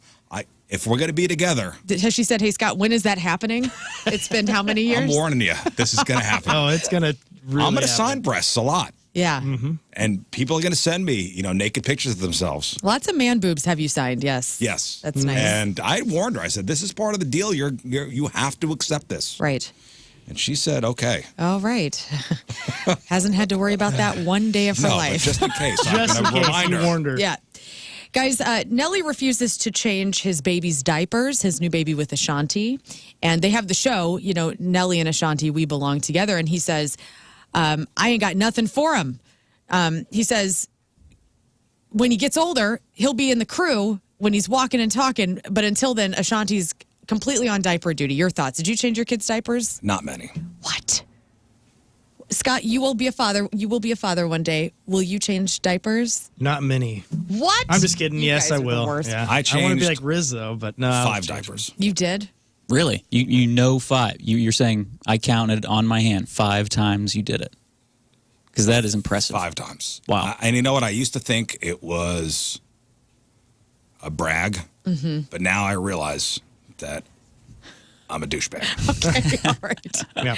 But see, And that's a true story, and I don't. Like, is this the thing that dads feel like they don't have to do? No, I think most dads feel like they need to. Right. I had to babysit, or I got to babysit my nephew when he was a little guy. Yeah.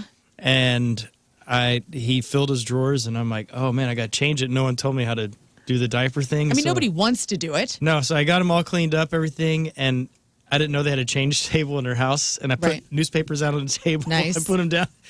He ended up kicking that on the floor, so it just went everywhere. And then I got his diaper on there, and when his parents got home, they realized the diaper was on completely backwards. Nothing was right. I was Aw. like, dang it. I'm proud of you for trying. Yeah, I would That's a have good the attempt. 45-minute rule, where if my wife is coming home within 45 minutes, Just let it roll. I would just go, I didn't know. Oh, man.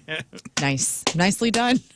I'm going to try that. You did 45 minutes because you knew hour was starting to smell and it would be too much. She Right. wasn't going that far away. Okay. Well, Nelly previously welcomed Chanel, who's 31 now, Cornell, 26, and with then girlfriend, Chinetta Valentine. He also adopted, which I'm saying this because, obviously this is painting Nelly in a light of like, oh, he's a father that doesn't care. He does care about his kids. He also adopted Sean and Sydney from their mom, his sister Jackie, who died in 2005. So Nelly's a great dad. I was a great dad too, and I'm still a joking. great dad. You are a so great stop dad. judging me. Okay. I just didn't like changing diapers. Change your kids' diapers, dads. I just can't wait for your kids whenever it's time for them to change yours, and they're like, well, it's only been 45 minutes. I wouldn't We'll want have- them to. Are you going to have hired help? You're not going to want your family to change I'm not your going to wear diapers? diapers. You say okay? that now, but when you're Just like living. 99, Just I'm not living your life. going to wear diapers. With your earring and everything. looking cool. Listen. I didn't like to. Nobody likes to. And in fact, I even talked to my wife about this not too long ago. The baby phase is not the best phase. No? No, I think we're all in agreement. What's your favorite phase of your children so far? Probably now. Really? Why is that? Because, like I could speak to them, yes, they're teenagers, and every phase is a new challenge. I think it's fun to hang out with my kids. Yeah, their personalities are like almost fully formed. I was impressed Which at the is cool. racetrack how they're actually really fun, and they hung out the whole time and barely ever got on their phones. Yeah, and they're not. They are great They're kids. part of They're it. You not did crazy, good. You did real good. annoying, Yeah. You got great kids. and they could hang. Yeah. And, they could bust my balls, which I do really appreciate. Like, I do appreciate that my kids throw it back in my face. That's your love language. That is our... For sure. We yell a lot. But it's love. It's It is. Our house is a loud house. Yeah. Hey, babe, you're going to be excited about this. Oh, what? NASA and Netflix are teaming up with NASA Plus live programming that will be available where audiences will stream rocket launches, astronaut spacewalks, mission coverage, and breathtaking views live from the International Space Station. That's awesome. It is Is awesome. it free? It is free. The partnership with Netflix, obviously, you have to have your subscription, which we do. But NASA Plus will be viewable for free on the agency's website, and they'll also have it available for like Roku, Amazon Fire TV devices. So it's not exclusive What to is this? Netflix. This is going to be a live stream from the International Space Station. Nerd! It's so cool. You We know- have the International Space Station app on our phones. And you can actually go online and pull up it's HD EV high definition Earth viewing, and you can see the space station's video, and it's whatever they're looking at the time. So you can. Why would I want to watch that when I could just look out my window and watch my grass tell grow? him. Yeah. some perspective? You were just talking Perspective. about perspective. Make That's sure to right. watch We're just- after midnight, though, because it's the astronauty. It is really cool, though. He'll get a notification like, hey, the space station is going to be above your house in 5 minutes. And we'll go outside and just watch for it. And You can mean see it. ISS after hours? That's cool. What happens? They talk about numbers. ISS after hours, yes. When all the kids are in bed. Calculations. Oh, my. Olivia Munn has a condition called trichotillomania. I knew about this. Yeah. She pulls her eyelashes out. She pulls her eyelashes out. I was listening to this episode yesterday of Armchair Expert where Olivia Munn is on. She talks about pulling her eyelashes out. And it's a trauma response, like it's something that happens where you go through something and the only way that you deal is by pulling your hair out. And some people pull their actual hair or their eyebrows or their eyelashes. And so she explained this on Armchair Expert where she kind of had a weird family life. And one way that she helped deal with that is pulling her eyelashes out. Yeah, I don't mean to brag, but I had a buddy that dated her. Oh, really? And I knew this a long time ago. Dang. Oh, She you did? Pulled that. Yeah. Did you ever get to meet her? No. Do you have she any seems lashes? really cool. No. I have a Ziploc bag full of her eyelashes. She also just recently got a double mastectomy. She had breast cancer. She, I believe, had I a didn't know that. hysterectomy. She goes through this entire, she's been through it. Like, she Golly. just wanted any organ out of her body that could possibly attach cancer to it. And so she talks very candidly about her experience with that. Also talks about becoming a mother. She's obviously married to John Mulaney now. And it's a good episode. And if you're somebody who has gone through cancer, because I sent it to a girlfriend of mine who's going through breast cancer right now, I think she does a really great job of explaining just how awful She's had that can some be. pretty gnarly health issues. She definitely has. Wow. New movie that's coming out next year called Project Hail Mary. Did you watch this trailer I with saw Ryan this Gosling? morning. I Did you didn't see watch the it? trailer, but I saw the. So he is not an astronaut. He plays a professor, like a middle school professor, where he finds himself on a spaceship with no memory of his past or how he ended up there. And he's on an interstellar mission. He meets an alien. This feels like every space movie that's ever happened, like Interstellar and, Contact and all. It's coming together into one film that has a little bit of humor, but it also looks kind of serious and scary. It's going to be out sometime next year. It's called Project Hail Mary. And he's the only guy that can save the Earth because the sun is dying. Yeah, I didn't watch it this morning. I'm afraid of getting too turned on that early from Ryan Gosling Ooh, movies. he's got glasses on in this one. Oh, wow. Prepare yourselves. And finally, it is 4th of July week. And so the pioneerwoman.com put together a list of 50 movies that are perfect to add to your watch list for a 4th of July week. I got a top 15 here. Are these like feel-good movies? No, they're everything. Independence Day not on the list, by the way. How? Oh. How? What about like Born on the 4th of July? Born on the 4th of That's not a July. feel-good movie. I'm sure it is on the list in the top 50, but not in the Forrest top 15. Gump. Yeah, it's a great. Forrest Gump is number 13. Because I feel that is a good 4th of July movie. Jaws. Jaws is the number one gotta movie be, on Tim. here. It's a great 4th of July film. It is. Other movies on this list: 1776, Hamilton, watching that. Air Force One, Mr. Smith Goes to Washington, Apollo 13, Captain America, National Treasure, Live Free and Die Hard, An American Tale, The Sandlot, Rocky, The American President, Top Gun, and Jaws. Nice. So there you go. Watch those this week if you want to stay indoors, but why would you? Because it's the 4th of July. And that's All your right, crap. Celebrities celebrating birthday on this day, July 1st. Liv Tyler, Steven Tyler's daughter, Nice. is 48 years old. Didn't find out that Steven Tyler was her dad until what? She was in her 20s? Yeah, she was at a Guns N' Roses concert. Wait, Was it her 20s or her teens? It was her teens. Really? I want to say Guns N' Roses was opening up for Aerosmith or something about Guns N' Roses, but she was there with her mom, BB Buell, and Liv Tyler's just watching Steven Tyler and realizing, like, that's my father, because We look exactly the same. Todd Rundgren was raising her with BB Buell for a good portion of her here's life. the story, yeah. 12. She was around 11 or 12 years old. Her mother, Bebe Buell, took her to a concert, to an Aerosmith concert, and revealed that Steven was her father. She also met her half-sister at the Mia. same show, Mia. Liv Tyler's mother had a brief relationship with Steven Tyler in 1976, but she was in a long-term relationship with Todd Rundgren at the time, while Rundgren signed Liv's birth certificate and acted as a father figure. She later found out about her biological father, Steven Tyler, through her mother. At the concert, Liv noticed a girl who looked exactly like her and realized it was Mia, Steven's daughter from another relationship. This sparked her curiosity and led her mother to reveal the truth. Yes, she was like crying at the show. What a way to find out who your dad is. And then, I mean, she was in all those 90s music videos for Aerosmith, you know, with Alicia Silverstone. And it was like a rocket ship, their relationship. Well, I mean, It was like a eventually, make good. they look exactly alike. I know. Yeah. So cool. And Steven Tyler is a great father to his kids. He's got Mia, Liv. He's got another girl. Gosh, I can't remember. I think her name's Chelsea. And then he's got his son, who I can't remember his name. But I mean, they're a big family. It's a big blended family of kids. It's great. So Liv Tyler's 48 today. Missy Misdemeanor Elliott is 54. Pamela Anderson, 58. Oh, you know whose birthday it is? Carl Lewis Oh. is 64. Alan Ruck. Do we know who that is? Ferris Bueller, Canon. That is Cameron. Cameron. That's Cameron right. Fry from Ferris Bueller's Day Off. He is 69. So he was 29 when he played high school student Cameron. you kidding in me? He Ferris didn't Bueller's look Day that Off. old. Dan Aykroyd is 82. 73. Oh, wow. Fred Schneider from the Fred B-52s. Come on. He's Come a on. rock pop star. He's that guy. He's 74. And Debbie Harry from Blondie. Oh, yes. She is 75. 80 years old. Woo, Debbie.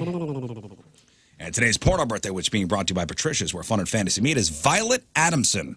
And today's birthday girl has been in 50 fine films, including 40-Year-Old Size Queens 2, Big Mommy Boobs 3, Big Naturals 8, The Boob Tube, The Cougar Sex Club 2, Cougars in Heat, Hot Bush 2 and 4, and who could forget her role in 2008's The Repo Man is Back. Oh, yes.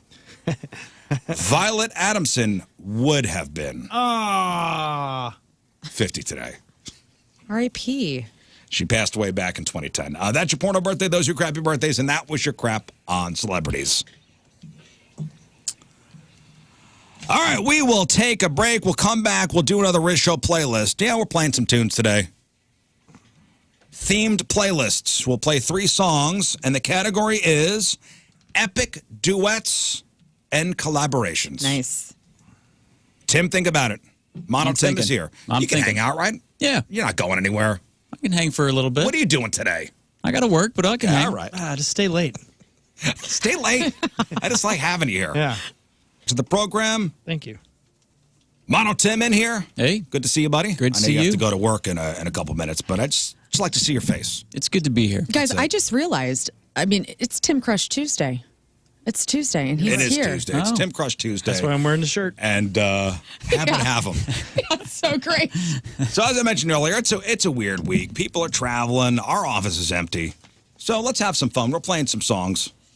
And we're doing these playlists, cultivated playlists, themed playlists, We did cover songs earlier. Now we're doing epic duets and collaborations. Mm-hmm. So some of our favorite epic duets and collaborations. I'll go first this time. Okay. So just some honorable mentions in my book. And, of course, when we mentioned this, Under Pressure from David Bowie and Queen. Yeah. Yeah. Yeah, I get it. Yeah. It's it. That's, yes. But we don't need to hear that song again. What about Stop Dragging My Heart Around from Stevie Nicks yeah. and Tom Tom Petty? Petty? I'm sure that's on your list. No, it's actually. No, that didn't make your list? Mm-mm. I forgot about that. What? What? I know. What? I had the Queen and David Bowie one. Didn't have Stop Dragging. Did you have Eddie Vedder and Chris Cornell, Hunger Strike? No. What? I had that one. What? Because, see, That I doesn't don't. That doesn't technically count. Yes, it Well, does. That's a whole band. collaboration, It's a right? collaboration. That's a super group. But yeah, it's the whole band is a collaboration. Yeah, it's like Temple of the Dog. I didn't count Temple Yeah, of but the it's Dog. okay. Is Eddie Vedder actually in Temple of the Dog? I don't think so. Really? I would put him in there. No. What? Because Yeah. it's Nope. Cornell, right? Okay, let's It's see. Chris Cornell. He is not in the band. He's a member of the band, according to the Wikipedia. I don't believe Wikipedia. Past members. Freaking Eddie Vedder, dude. All of them. They're all past I members. think he just did a song or two. A song or two is basically the entire album. No, it's not. Yep. All right. Okay, you know what? Fine. So I don't look dumb. I'm getting rid of it. It's a landmark collaboration in the history of the Seattle grunge scene. It's okay. Fine. Let's not How argue on the 4th about of July. Lita Ford and Ozzy Osbourne? Oh, Close My Eyes Forever. Right. Great. Love it. Had it on my list. Had it on your list. But what about the song that broke barriers between rock and hip-hop and actually redefined the careers of both of these acts? Both of these acts were kind of on the downward spiral. Mm-hmm. Aerosmith hadn't had a hit in many years, and they were pretty much done. I think had it not been for this song, it would have been curtains for Aerosmith. And I'm talking, of course, Aerosmith, Run DMC. Oh. Epic collaboration. Walk This Way. Change the game. All right, so we're arguing what's the difference between a collaboration and a supergroup? Like, are the Traveling Wilburys a supergroup or a collaboration? A Temple of the Dog. Supergroup. Temple of the Dog, collaboration or supergroup? According to Google, collaboration and supergrouping are not the same thing, although they are related. Collaboration, a broad term that refers to any instance where two or more artists work together to create music. This can take many forms, from a single song featuring two artists to a long-term songwriting partnership. Collaborations can be between artists of varying levels of fame and can exist within established bands, between solo artists, or involve producers. A supergroup, which is a specific type of musical collaboration, usually in rock and pop. A supergroup is formed when musicians who are already well-known and successful from their previous solo careers or bands come together to form a new group. Mm-hmm. Think of it as an all-star team of musicians. The key distinguishing factor is the pre-existing fame and success of the individual members. Examples include Cream and the Traveling Wilburys. Yes. Well, fine. Okay. Thank you for your service. Well, fine. So the playlist is epic duets and collaborations. Walk This Way, Run DMC, featuring Aerosmith. Fine. Fantastic. That works. Very good. Mm-hmm. Scott, give me one. Well, Give me a couple if you got them. Okay, Eminem with Dido. That's right. Yeah. Yeah. Yeah, Stan. That song, Stan. Thank you. But yeah, I don't know. Because I went with the Hunger Strike at first, and obviously that. And then country-wise, the greatest is the Highwaymen. That's one of my favorite collaborations. But I think second best is this song. All right. And this is definitely a duet. Yeah, An it's a epic real duet. duet. Two giants. So here's Dolly and Kenny. And if you know the words, sing along. This is a Roll the karaoke window one. down. Yeah, Turn it oh, up. hell yeah.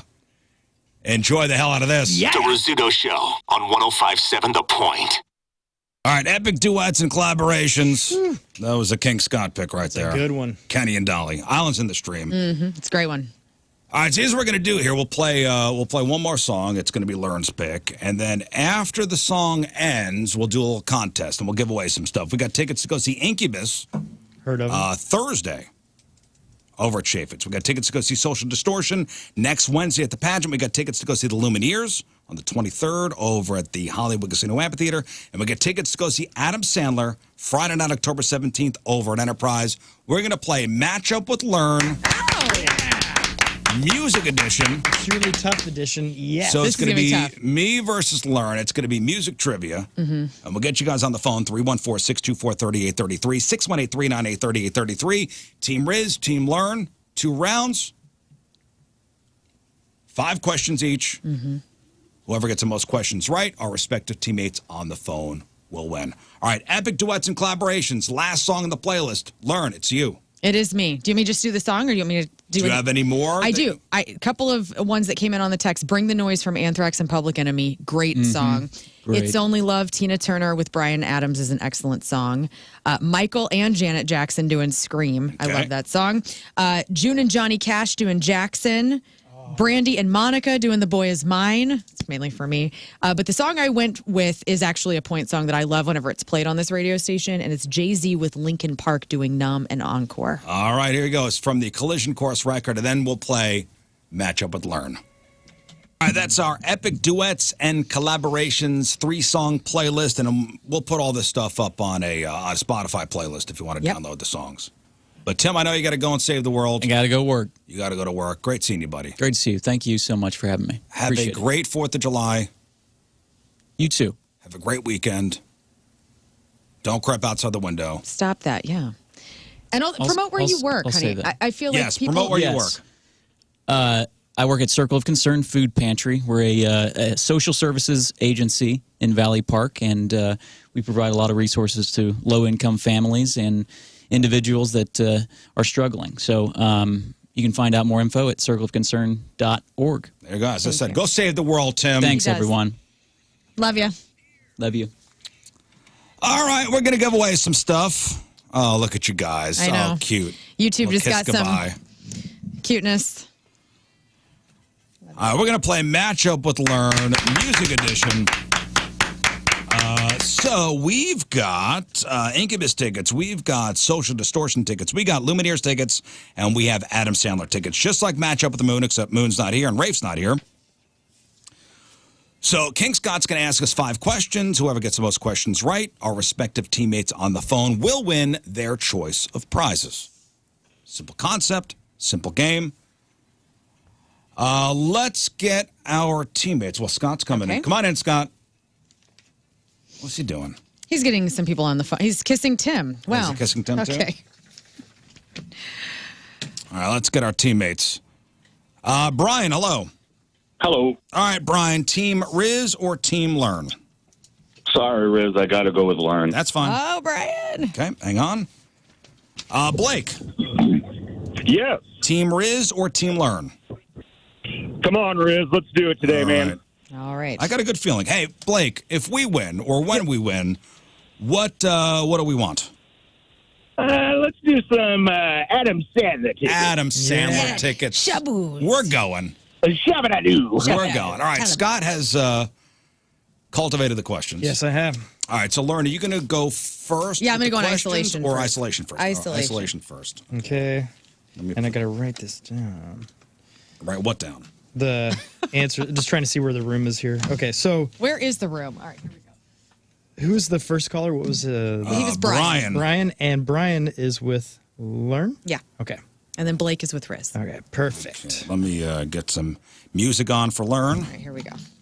Okay. Oh, Black Crows? You want me to change it up? Oh. Okay. Yeah, I'll do this. Okay. Bush. Nice. Bush. We'll go with Bush. All right, King Scott. Yes, sir. Are we ready for Matchup with Learn Music Edition? Here we go. Sir Rizz, what singer has had a Billboard #1 hit in each of the last 4 decades? What singer has had a Billboard #1 hit in the past 4 decades? Yes. I'm going to say Bruce Springsteen. What rock icon was the founder of the Society for the Prevention of Cruelty to Long-Haired Men?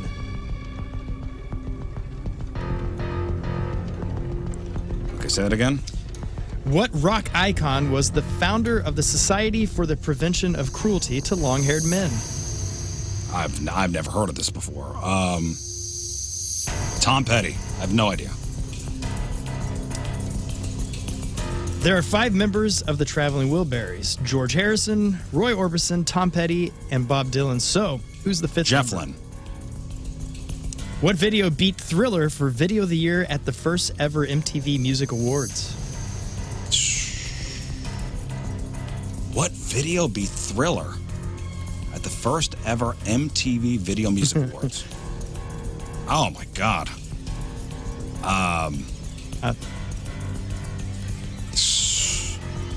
This is a crazy question. Sorry, I thought it was easier than that. No. I'm trying to think what came out around that time. Toto's Africa. Okay. I know that came out the same year. I can't think of another thing. And the 5th question: what legendary artist wrote the Bangles' hit song Manic Monday? Prince. All right, now for the tiebreaker. How many albums have the Traveling Wilburys sold? How many albums have they sold? Yeah. 8 million. All right. Okay. All right. That's tough. Oh, boy. Good luck. Can I get the Doggone headphones? Mm-hmm. That's tough. I thought it was easier than that. Easier. Oh, boy. Okay, well. My brain, I was going through like my own trivia stuff in my head, and my brain sucks today. You can't figure this out. I mean, this is not trivia that you could think of. Okay. All I right. screwed up. Sorry. Great. I'm excited to see what this is all about. Okay, here we go. All right. Now, Lern. Okay. What singer has had a Billboard #1 hit in each of the last 4 decades? 4 decades. So that is 40 years. So 4 decades. Billboard hit. #1. Billboard hit. I'm going to come back to that one. Okay. What rock icon was the founder of the Society for the Prevention of Cruelty to Long-Haired Men? Oh, my God. Okay, so this would have maybe been the 70s because they were wanting everybody to cut their hair. God, David Crosby comes to mind, but also like all of them. Like, gosh, like maybe it was Neil Young. I'm going to say Neil Young, but I might come back to that one too. All right. There are 5 members of the Traveling Wilburys: George Harrison, Roy Orbison, Tom Petty, and Bob Dylan. So, who is the 5th member? Jeff Lynne. What video beat Thriller for Video of the Year at the first ever MTV Music Awards? Thriller. Was it Video Killed the Radio Star? By the... What the hell's that band's name? The Buggles? What is it? I'm going to say... The Buggles. Video Killed the Radio Star. And... which legendary artist wrote the Bangles' hit song Manic Monday? Say it again, I'm sorry. Which legendary artist wrote the Bangles' hit song Manic Monday? Just another Manic Monday. Oh, man. Damn. Manic Monday. Uh-huh. George Michael. I don't know. And Okay. for the tiebreaker, how many albums have the Traveling Wilburys sold? Oh my goodness, I'm terrible at this stuff. This is gonna be so stupid. I would say 80 million. Okay. I don't know. All right. Wow, hang on, let's go back up to Okay. Oh yeah, we Billboard. got to get #1. What singer has had a Billboard hit, #1 hit in each of the last 4 decades? Who has been around for 40 years? I mean, Billboard hit. Like it has to be like a Paul McCartney or a Rolling Stones or 40 years ago, 1985, 85 through now. The last 4. The last 4 years? The last 4 decades. Last 4 decades. Gosh, damn it. I'm going to say, oh man. Oh no. I'm going to say, I guess Paul McCartney. I have no clue. Scott! Oh, damn it. All right. Okay. All right. Good? There. No, I would say good. I would say poor. I did poorly. Oh, yeah? Yeah. Oh, so I got a chance, huh? We both have a chance here, I guess. I'm If you did impressed. poorly and I did poorly. Well, listen, I'm playing for Blake. Lern is playing for Brian. And here we go. Let's get the answers. Match up with Lern. Music edition. Oh, my God. Round one. So nervous. Okay, here we go. All right. What singer had a Billboard #1 hit in each of the last 4 decades? Rizz, you said Bruce Springsteen, and Lern, you said Paul McCartney. And the correct answer is Mariah Carey. Mariah Carey. Yes. Such a beat. So close. Carrie, okay. What rock icon was the founder of the Society for the Prevention of Cruelty to Long-Haired I never even Men? heard of this. I have heard of this, and I immediately went to the 70s. Well, Rizz said Tom Petty. You said Neil Young. And the correct answer is David Bowie. Dang it. Doggone it. Okay. Close. There are 5 members of the Traveling Wilburys: George Harrison, Roy Orbison, Tom Petty, You got and this Bob right. Of Dylan. course you So who is the 5th member? And you both said Jeff Lynne. You're both correct. Very good. Good job. Okay. On the board, both of us. Great. The next easy one. What video beat Thriller for Video of the Year at the first ever MTV Music Awards? Rizz, you said Toto's Africa, and Lern, you said Video Killed the Radio Star. And the correct answer is The Cars, you might think. Yeah. All right, Okay. so we're Terrible. Terrible showing. We're tied Well, going these are into hard the questions. fifth They're question. very hard. I didn't realize I thought they were slightly easier. All right, so this is going into the 5th question here. We're tied. This is nerve-wracking. So One correct each. Yeah, This it's is fine. It's intense. great. Which legendary artist wrote the Bangles' hit song Manic Monday? Rizz, you said Prince.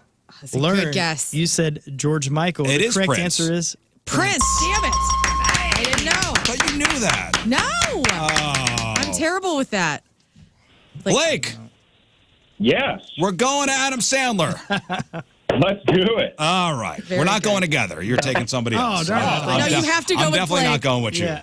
Sorry, You guys Brian. were What was the And the tiebreaker. How many Tiebreaker. albums did the Traveling Wilburys sell? Rizz, you said 8 million. Lern, you said 80 million. Terrible. The correct answer is 10 million. 10 Okay. million? Yeah. All right. 80 million. I don't Damn, know. that's a lot. I don't like how many people are on Earth. I don't know. 7 billion. What is it? I think there's a lot of fans out there for the Traveling Wilburys. Let's What can I do. say? All right, let's go with round number 2. Hopefully, we do a little better. Hopefully I made these easier. I don't know. Okay. Sorry about that. Okay. Thought you guys were sharper. It's but- okay. I'm going back in isolation. Lern, you're up. And here we go.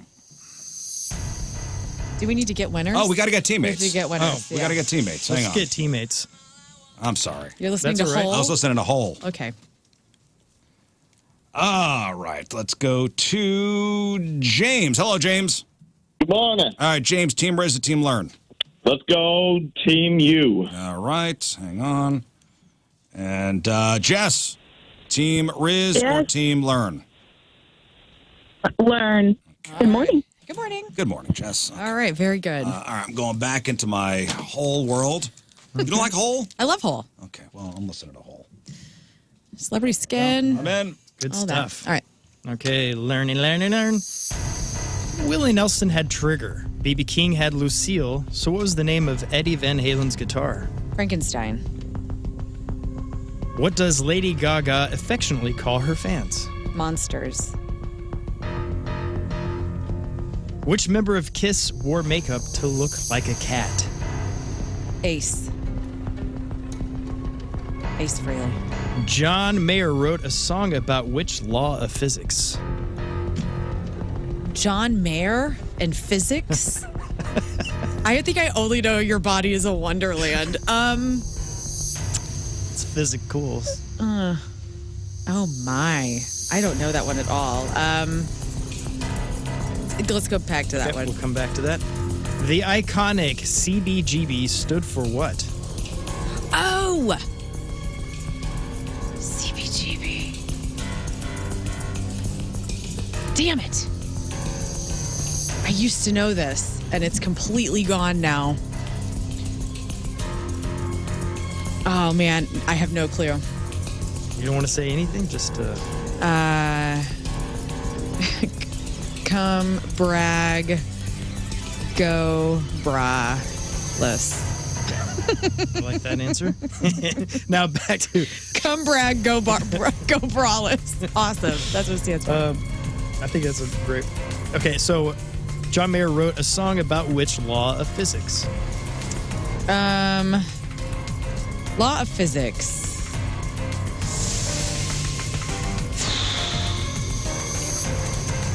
I'm just gonna say gravity. I don't even know. Gravity. The law of physics. The law of physics. That's your answer? I guess so. Okay. I have nothing else in my brain. So the tiebreaker. How many albums has Willie Nelson recorded? How many albums has he recorded? Yeah. Okay. Yeah, a lot. We were talking about this last week. The guy is 93-ish. Just put out a new album. He probably has an album a year of his life. I'm going to say 88 albums. No, I'm sorry. I'm going to say 73. Yeah. Alrighty. We're good. Okay, we're good. Oh, yep. Ready? We ready, spaghettis. Oh, you better be ready for this. Okay. Here, give me those. Great. Oh, man, what a freaking nightmare. Okay, let me put on some good music for you. No. Okay, let's do, okay, that one. Good Okay. One? All right. And it's time for Matchup with Lern. Here we go. Right. Round 2. Willie Nelson had Trigger, B.B. King had Lucille, so what's the name of Eddie Van Halen's guitar? Frankenstein. What does Lady Gaga affectionately call her fans? Monsters. Which member of Kiss wore makeup to look like a cat? Peter Criss. John Mayer wrote a song about which law of physics? Gravity. The iconic CBGB stood for what? Down the street from you. I gave you an easy one. It's not an easy one. You grew up there. CBGB.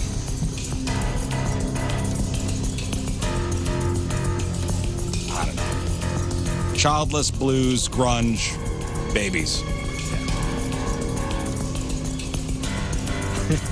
I like this. All right. And for the tiebreaker, how many albums has Willie Nelson recorded? Willie Nelson has recorded 52 records. All right. Okay. All right, and we're ready. Huh. I just flew through those. Yeah. Well, that's good. Dang. Okay, here we go. I'm playing for James, and Lern, you're playing for Jess. Here we go.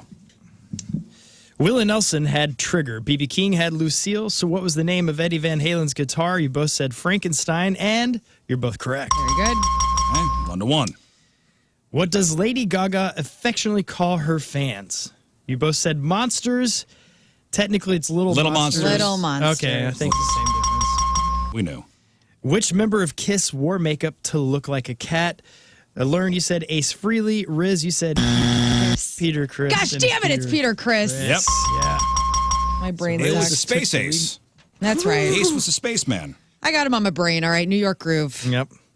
So John Mayer wrote a song about which law of physics? Lern couldn't think of any song title at all, had me come back to it, and she's like, I don't know, I'll say Gravity. Rizz, you said Gravity it is. Gravity! Wow. Okay. Lern, excellent job. So it comes down to this last one. CBGB. Rock! Damn That's it. right. That's the CBGB button. There it is. Fat fingers. Okay, the iconic CBGB stood for what? Lern, you said, come brag, go braless. I did. Okay. And Rizz, you said childless, blues, grunge, babies. And the correct answer It's something. It is something blues. I know, I couldn't think of it. Country, bluegrass, and blues. Damn it! That means I win. You do win. Oh, I bow down. What is it again? Country, bluegrass, Yes, And blues. Yeah. and blues. Of Damn course it. it is. Of course it is, and I knew that. I did too. But congratulations to James. Let's get James. James, we win. Woo! All right, what do you want? That's good. You got Adam Sandler? Adam Sandler, you're going, my friend. Yes. Hang on one second. You could go with Sorry, Blake. Jess. Damn it. All right, now Final question. The tiebreaker. How many albums has Willie Nelson recorded? Lern, you said 73. Rizz, you said 52. The correct answer is 154. Oh. Damn, I knew it was a Guess we're lot. close. All right. Well, well done, Lern. Well done, Well Scott. done to you. Thank you. Well Good done to our questions. listeners. I guess I should have. The second one was the way it should have been on the first. Yeah, the so. second. I like the second one's better. Yeah, First that was I was awesome. Sorry no about good that. at all. All right, welcome back to the program. I think we'll do one more playlist before we get out of here. I think we'll do songs with the best intros. Oh yeah. And give us about 20 minutes. We'll get that done. So think about that. Songs with the best intros. Yeah, we're playing some music today. It's just three of us. I like Yeah. it. We're having fun. And people are loving it. Lots of people saying this is what they want on their drive, so that's cool. One guy does not. Sorry. What's wrong with him? He's not a fan of music? No, what did he say? He said, love y'all, but show sucks without Rafe and Moon. Catch y'all next week. And I wrote back, go listen. That's fine. Yeah, it's fine. That's fine. But I just don't understand why you would feel the need to write in just to make sure that I knew that. Uh-huh. That you are so special. Uh-huh. So special. So special. Very, very special. You think a lot of yourself, pal. Hey, we love him too. Other than your need to be a giant douche. No reason to write that. Mm-mm. Well, thanks for listening. Time for some news. Oh, yeah. We gonna do some news. All right, so we'll start with this as tensions in the Middle East kind of ease. Gas prices in the U.S. are declining ahead of the July 4th weekend. The national average fell nearly 4 cents to $3.14 last week. Diesel has also dropped 2 cents to $3.67 per gallon. And Gas Buddy says if the U.S. avoids a major hurricane, we could see prices fall below $3 this summer. So here's to hoping. Yeah. Yay. A St. Louis County woman has admitted to playing a key role in a major romance fraud scheme linked to Nigeria. Yes, the Nigerian romance scam. Ah, yes. So 43-year-old Shirley Waller pleaded guilty last Thursday to wire fraud and conspiracy to commit mail fraud and wire fraud using a false name to commit mail fraud. Prosecutors say that she helped trick victims out of over $1 million. Whoa. So police first uncovered the scam after a 71-year-old woman mailed $35,000 to her house as part of an online romance scheme. Investigators tracked the money, which was connected to dozens of IP addresses in Nigeria. Authorities say that over a 60-day period, more than 70 express mail packages were sent to her address. The money, often sent by older adults, targeted in online scams, was then forwarded to Nigeria, sometimes through cryptocurrency and other electronic transfers. It's sad. What's up with Nigeria having all the like scams, you know? How did they become that for the internet? And like, yeah, you hear about this all the time happening, like sending like a Nigerian prince. Yeah, the Nigerian prince scam. Yeah. That was the big one back in the early 2000s. It's just interesting that that is the place where these I mean, there's scams got to are be a reason prominent. why it's that specific country. Yeah. I wonder. Like an IP thing or Maybe some the sort of- laws are lax as far as sending money there goes. I'm not sure. I don't know. But she also admitted to fraudulently obtaining a mortgage and applying for a paycheck protection program loan under false pretenses. She'll be sentenced on September 29th. So, yes, that is in this area here, a woman connected to that. We got a Cool Mom alert. Yay. Can't wait for this. That's right. Cool Mom. Cool Mom. An Arkansas mom was sentenced Wednesday after admitting to giving marijuana edibles and vape pens to her children. Cool. That's You can get in trouble why? for having a good time now? So this 36-year-old woman pleaded guilty to one count of introducing a controlled substance into the body of another person and one count of first-degree child endangerment. She was sentenced to 120 days in jail with 60 days of jail time credit and 5 years of supervised probation. She's also ordered to pay all court costs and fees. Police said she gave edibles, THC edibles, to 3 of her 4 children, who range in age from 6 to 15. She also allowed her 6-year-old and 10-year-old to use her vape pen. Oh, boy. And she told detectives she did this to deter them from using marijuana in the future. Ah, so it's the Yeah, old that's- smoke this pack of cigarettes that your dad used to do. if you want to start smoking. I love Throw my up mom. everywhere. She does this. I won't copy it. I thought you were going to say that it's because like the kids won't go to sleep, and she's just like, Yeah, that's what I please thought. take this CBN gummy and just go to your room. Man, just It's terrible. that's wild. And letting them have the vape pen after you've seen and heard all the horror stories of lungs just melting I know. from too much of that. And yeah, Well, good work. so authorities said mom, who has a medical marijuana card, admitted to giving or using marijuana around her kids a dozen times over the past year. She also smoked pot while breastfeeding her 1-year-old. And as part of her plea agreement, she is prohibited from contacting her kids unless it's approved by the Department of Human Services and the kid's guardian. It's sad. She must also complete parenting classes, substance abuse assessments, a rehab program. Yeah, do better, Mom. Yeah, she done messed up. She doesn't look like the kind of mom that would be a cool mom. She looks cool to me. All right. She's got nice glasses. Yeah. Fish is one of the healthiest proteins you could eat, right? Yeah. Assuming this doesn't happen. Oh, no. A Don't guy ruin in this. Thailand shared a photo on Facebook after his wife swallowed a fish bone and forgot all about it until it came out of the side of her neck. What? So it was about an inch long. She's got the Frankenstein thing. She felt it as soon as she swallowed, and then went to the ER. But they couldn't see anything in the X-rays, so they sent her home. Assuming the bone had kind of dislodged itself, she still had a sore throat, but figured it was just residual pain. But then 2 weeks later, she noticed a spot on the right side of her neck looked swollen. So she thought it might be a thyroid thing. So she went back to the hospital. But a second round of X-rays still didn't show anything. So they gave her pain meds and sent her home again. She didn't realize it was the bone until she was applying a pain patch that they gave her. She pushed down on her neck, and one end of the bone popped out. Oh, my goodness. And you know, it's like if you eat like a piece of salmon or something, those old pin bones, Yeah. they're tiny. Even like a bluegill has them. And they're white. So I guess that's why it didn't show up on the X-ray. Wow. I mean, it's a little thin. She went back to the ER a third time. They yanked the bone out. Her doctors say they've never seen anything like it. And she told reporters she's planning to avoid fish for a while, possibly. Catfish grow those in the same spot. Possibly forever. On Sunday, a father went overboard on the Disney Dream cruise ship to save his daughter who had gone into the water. This is an incredible story. This story's wild. The situation occurred as the ship was returning to Fort Lauderdale after a 4-night trip out to sea. A spokesperson for Disney Cruise Line said the crew aboard the Disney Dream swiftly rescued 2 guests from the water. A witness says a girl fell overboard from the 4th deck and dad went jumping in after her. I love this dad. Yeah.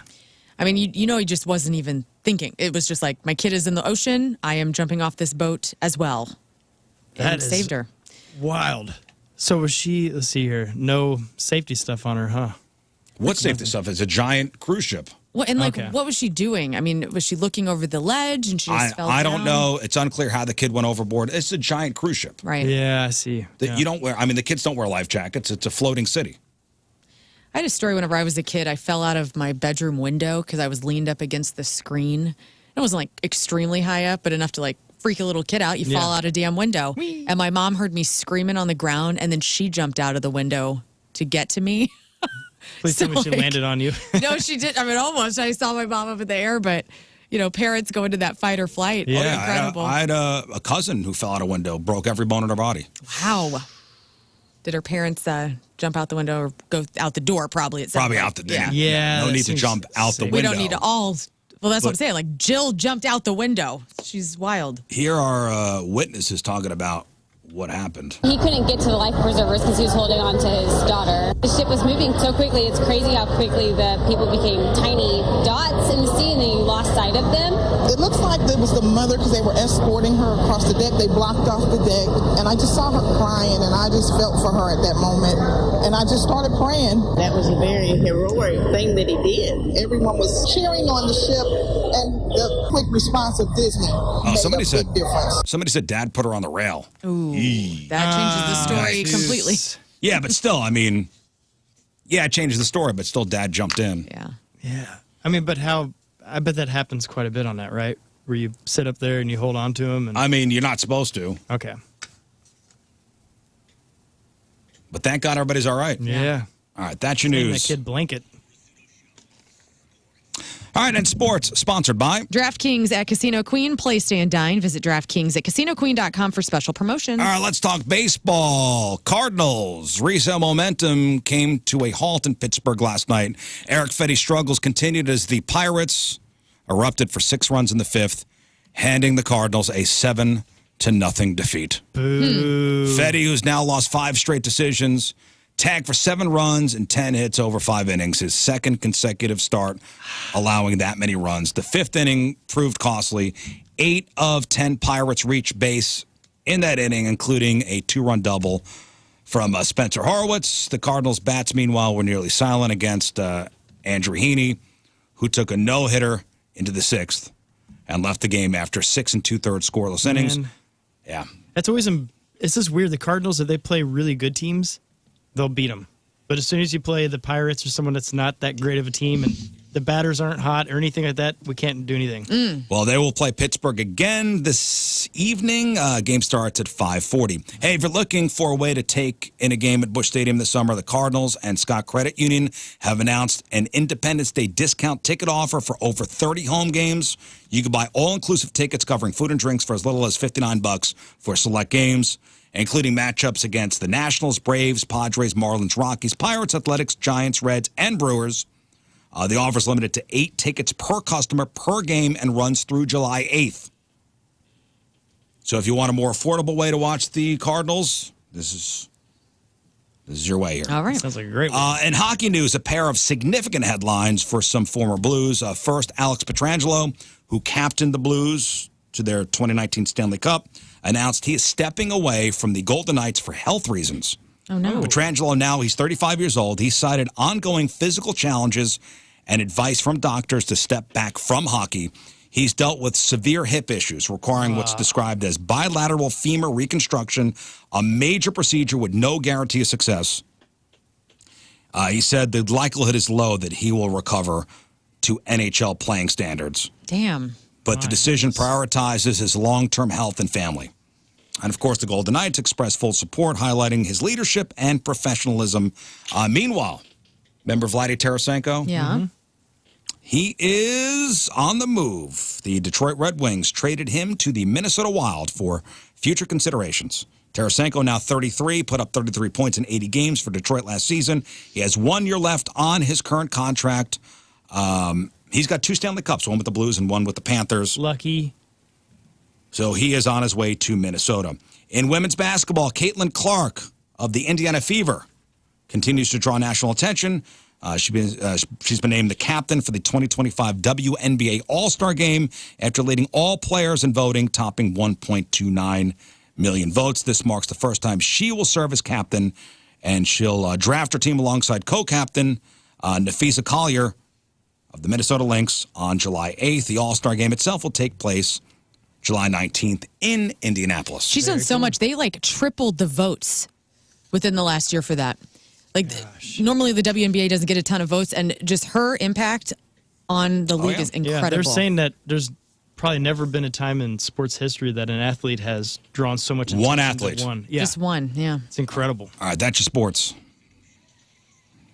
All right, we'll come back. We'll do one final playlist for you. Songs with epic intros.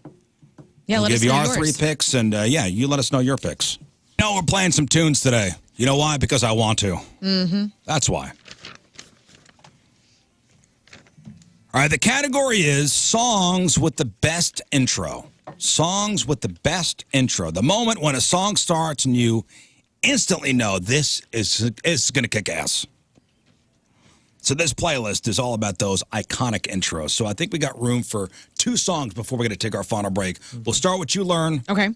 So I went through my list and picked a song that is a little avant-garde. I mean, you're going to have the Eruptions from Van Halen or Welcome to the Jungle from Guns N' Roses. Eruption is just one big intro. Yeah. It's just, it's just entire instrumental. Eruption is the intro to You Really Got Me. Right. Yeah, they're Basically. technically 2 separate tracks. Technically 2 separate tracks, Yeah. but You can't hear Eruption and then not hear You Really Got Me. Right. It's illegal, actually. Yeah, if you do that, you will go to You jail. will go to prison for it, and deservedly so. Also, like Pantera's Walk. Yes. My Hero from Foo Fighters. Yes. That all made my list. That's a great one. Deftones, Be Quiet and Yes. Drive. But I went with this song from Soundgarden because I just love it so much. And it just immediately, the minute it starts, there's no build up. It goes straight into something, and it's so intense, and I love it. It's called A Room 1,000 Years Wide. That's Lern's pick from Soundgarden, A Room 1,000 Years Wide. All right, so we don't have time for my song. We'll play Scott's song, but here are some honorable mentions in my book. Give Me Shelter from the Stones. Oh, great one. Smells Like Teen Spirit. Sweet Child of Mine. The Breeders' Cannonball. Yes. Love 'em or not, but The Beautiful People from Marilyn Manson. Yeah, I mean, It's one like of those- 45 seconds of industrial drums and distorted Yes. guitar riffs. I mean, it sets the tone for that song. The Who's Baba O'Reilly. I mean, the most iconic guitar riff of all time. Smoke on the Water from Deep Purple. Yeah. If Yeah. that's not an epic intro. Van Halen's Jump with the...